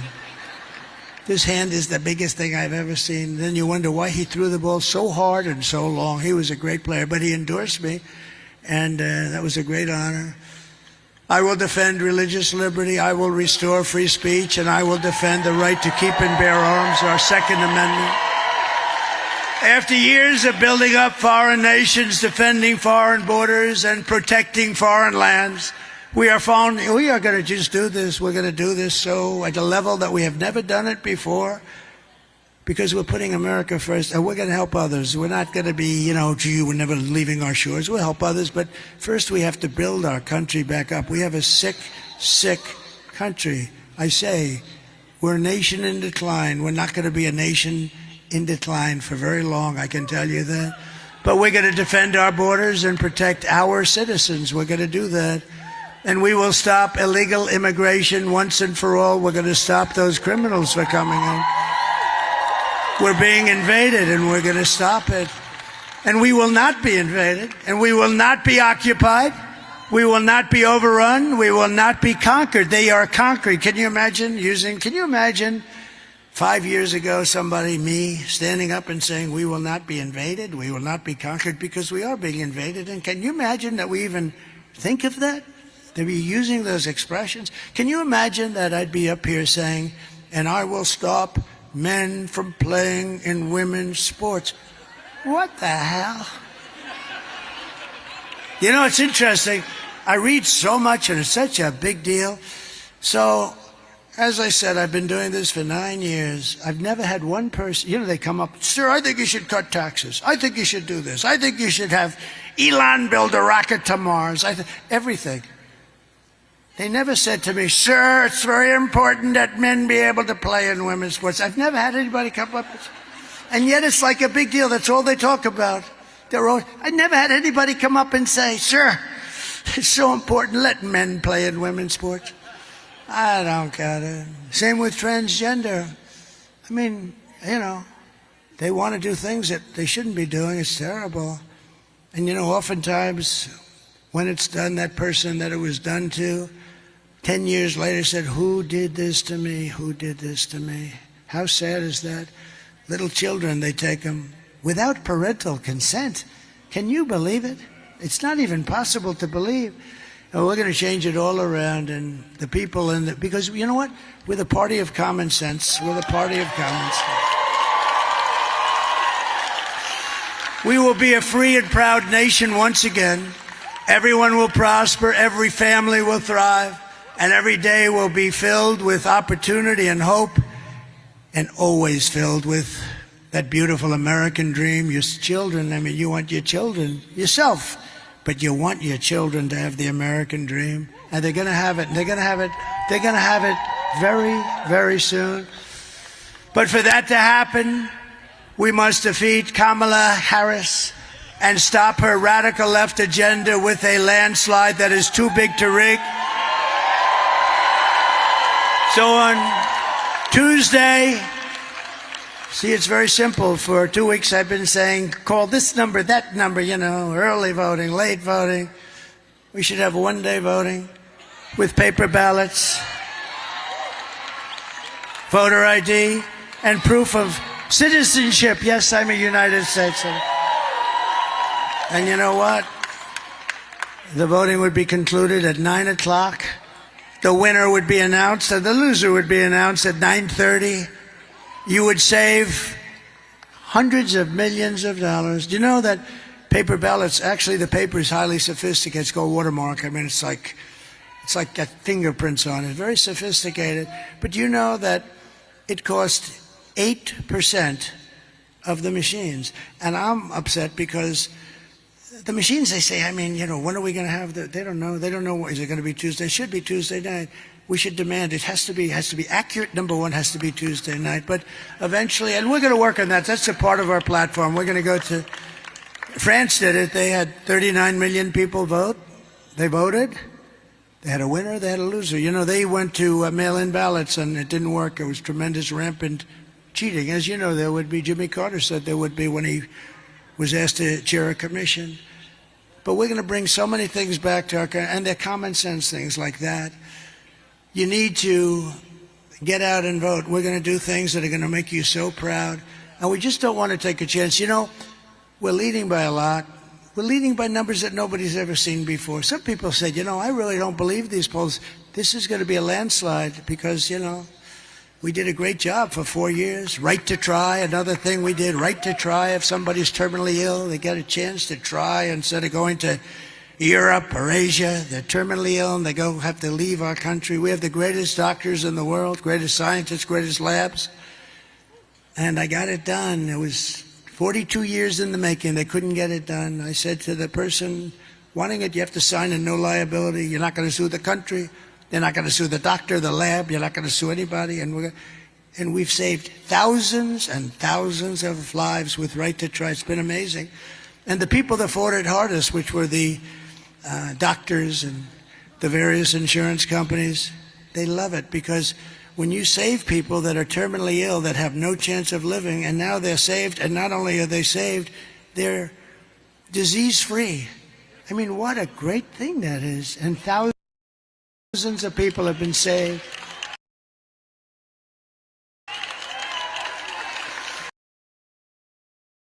For the past 9 years, we have been fighting against the most sinister, corrupt forces on earth. With your vote in this election, you can show them once and for all that this nation does not belong to them. This nation belongs to you. Belongs to you. It was hardworking patriots like you who built this country. And 2 days from now, it is hardworking patriots like you who are going to save our country. 2 days, 2 days. What a beautiful sound. What a beautiful sound, 2 days. Oh, please, please, please help this country, please. After all we have been through together, we stand on the verge of the 4 greatest years in American history. You watch. It's going to be so good. It's going to be so much fun. It'll be nasty a little bit at times, and maybe at the beginning in particular, but it's going to be something that we're going to go to heights that this country never has reached and nobody ever even thought it could. You're going to see things that you're not going to believe. With your help, from now until Election Day, we will restore America's promise and we will take back the nation that we love. We love this nation. That's why I'm doing this. I didn't have to be here tonight. I could have been on a beautiful beach somewhere. The sun pouring down on me, the waves, saltwater waves hitting me in the face. I love those properties, but you know what? I love this much more. It's not even a contest.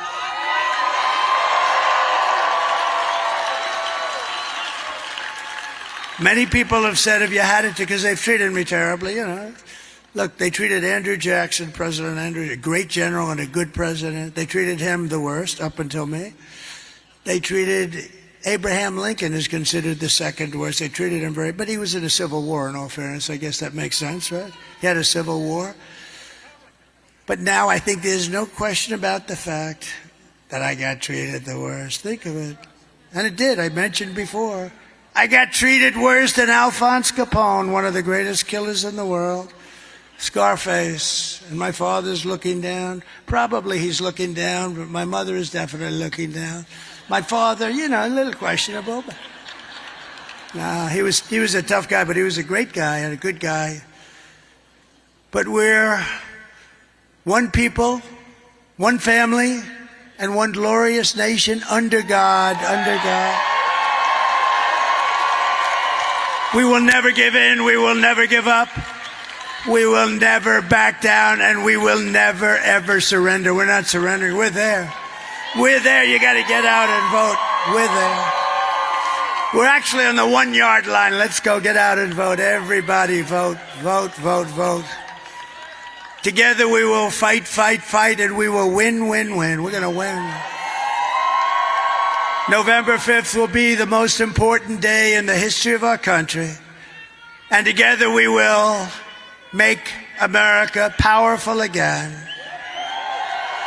We will make America wealthy again. We will make America healthy again. We will make America strong again. We will make America proud again. We will make America safe again. And we will make America great again. Thank you, Georgia. Thank you very much. God bless you all. God bless you all.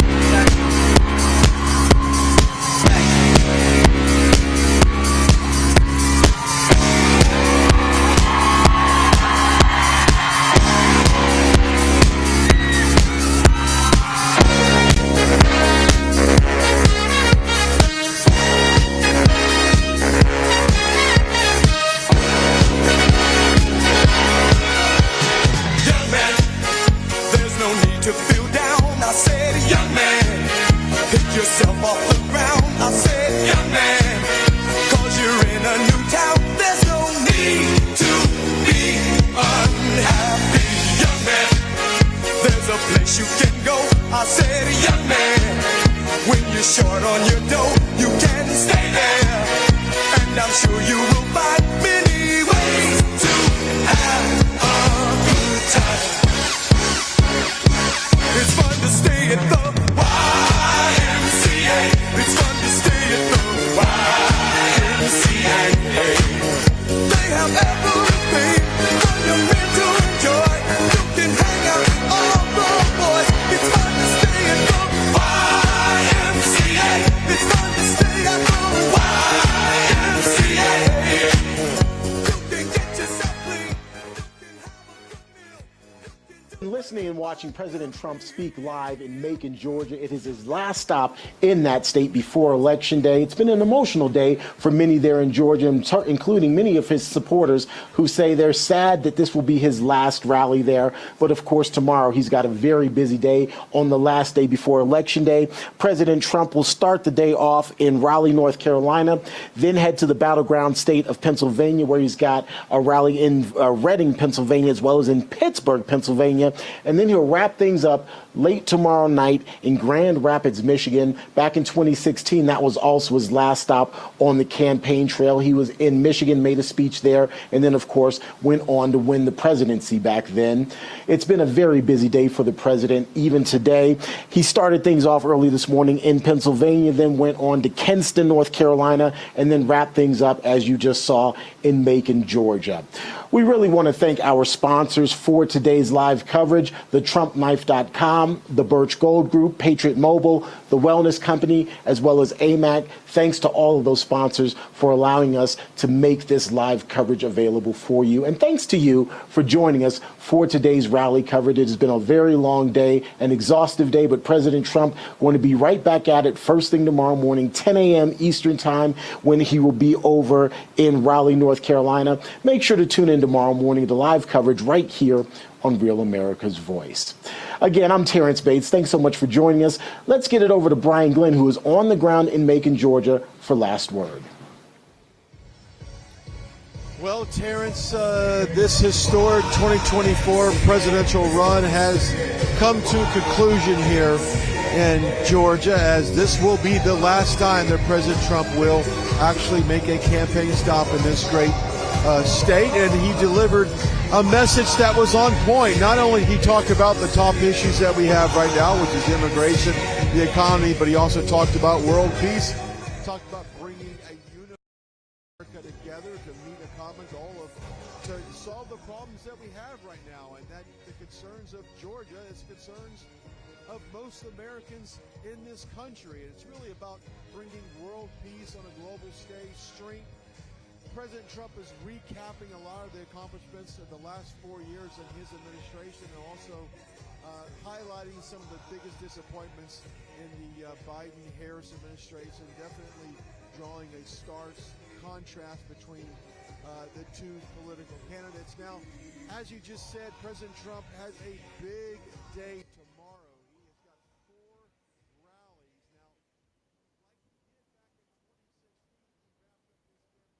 Now, All right, everybody, here's the play. I'm in here tuning in. I'm going to let you guys know that we appreciate you watching our coverage tonight of the Trump rally. And we will be back on tomorrow sometime. I'm going to be up in Bismarck in the morning with Jamie, doing Dakota mornings with Michael Bell, 10 o'clock a.m. in the Central Time Zone. And, of course, we'll be there 9 o'clock in the Mountain Time Zone. So stay with us on there. And we're gonna have a great program. But again, when I get back home, we'll start doing the Trump rallies again, and then Tuesday night, big election night coming up. We're gonna be joining the campaign of Mr. Kelly Armstrong, our next governor, there at his headquarters. So we're looking forward to that. And I think we're gonna try to go as long as we can. So, all right, everybody. Again, appreciate you tuning in. Hope you enjoyed this, and we're gonna do it again tomorrow. As soon as we get back, probably won't catch his morning one, of course, but he's got 4 rallies tomorrow, so we'll definitely get in on those last 2. Everybody, thanks again for tuning in, and hey, vote, fight. This is the most important election in our history. Guys, keep your powder dry. We will see everybody on air again tomorrow.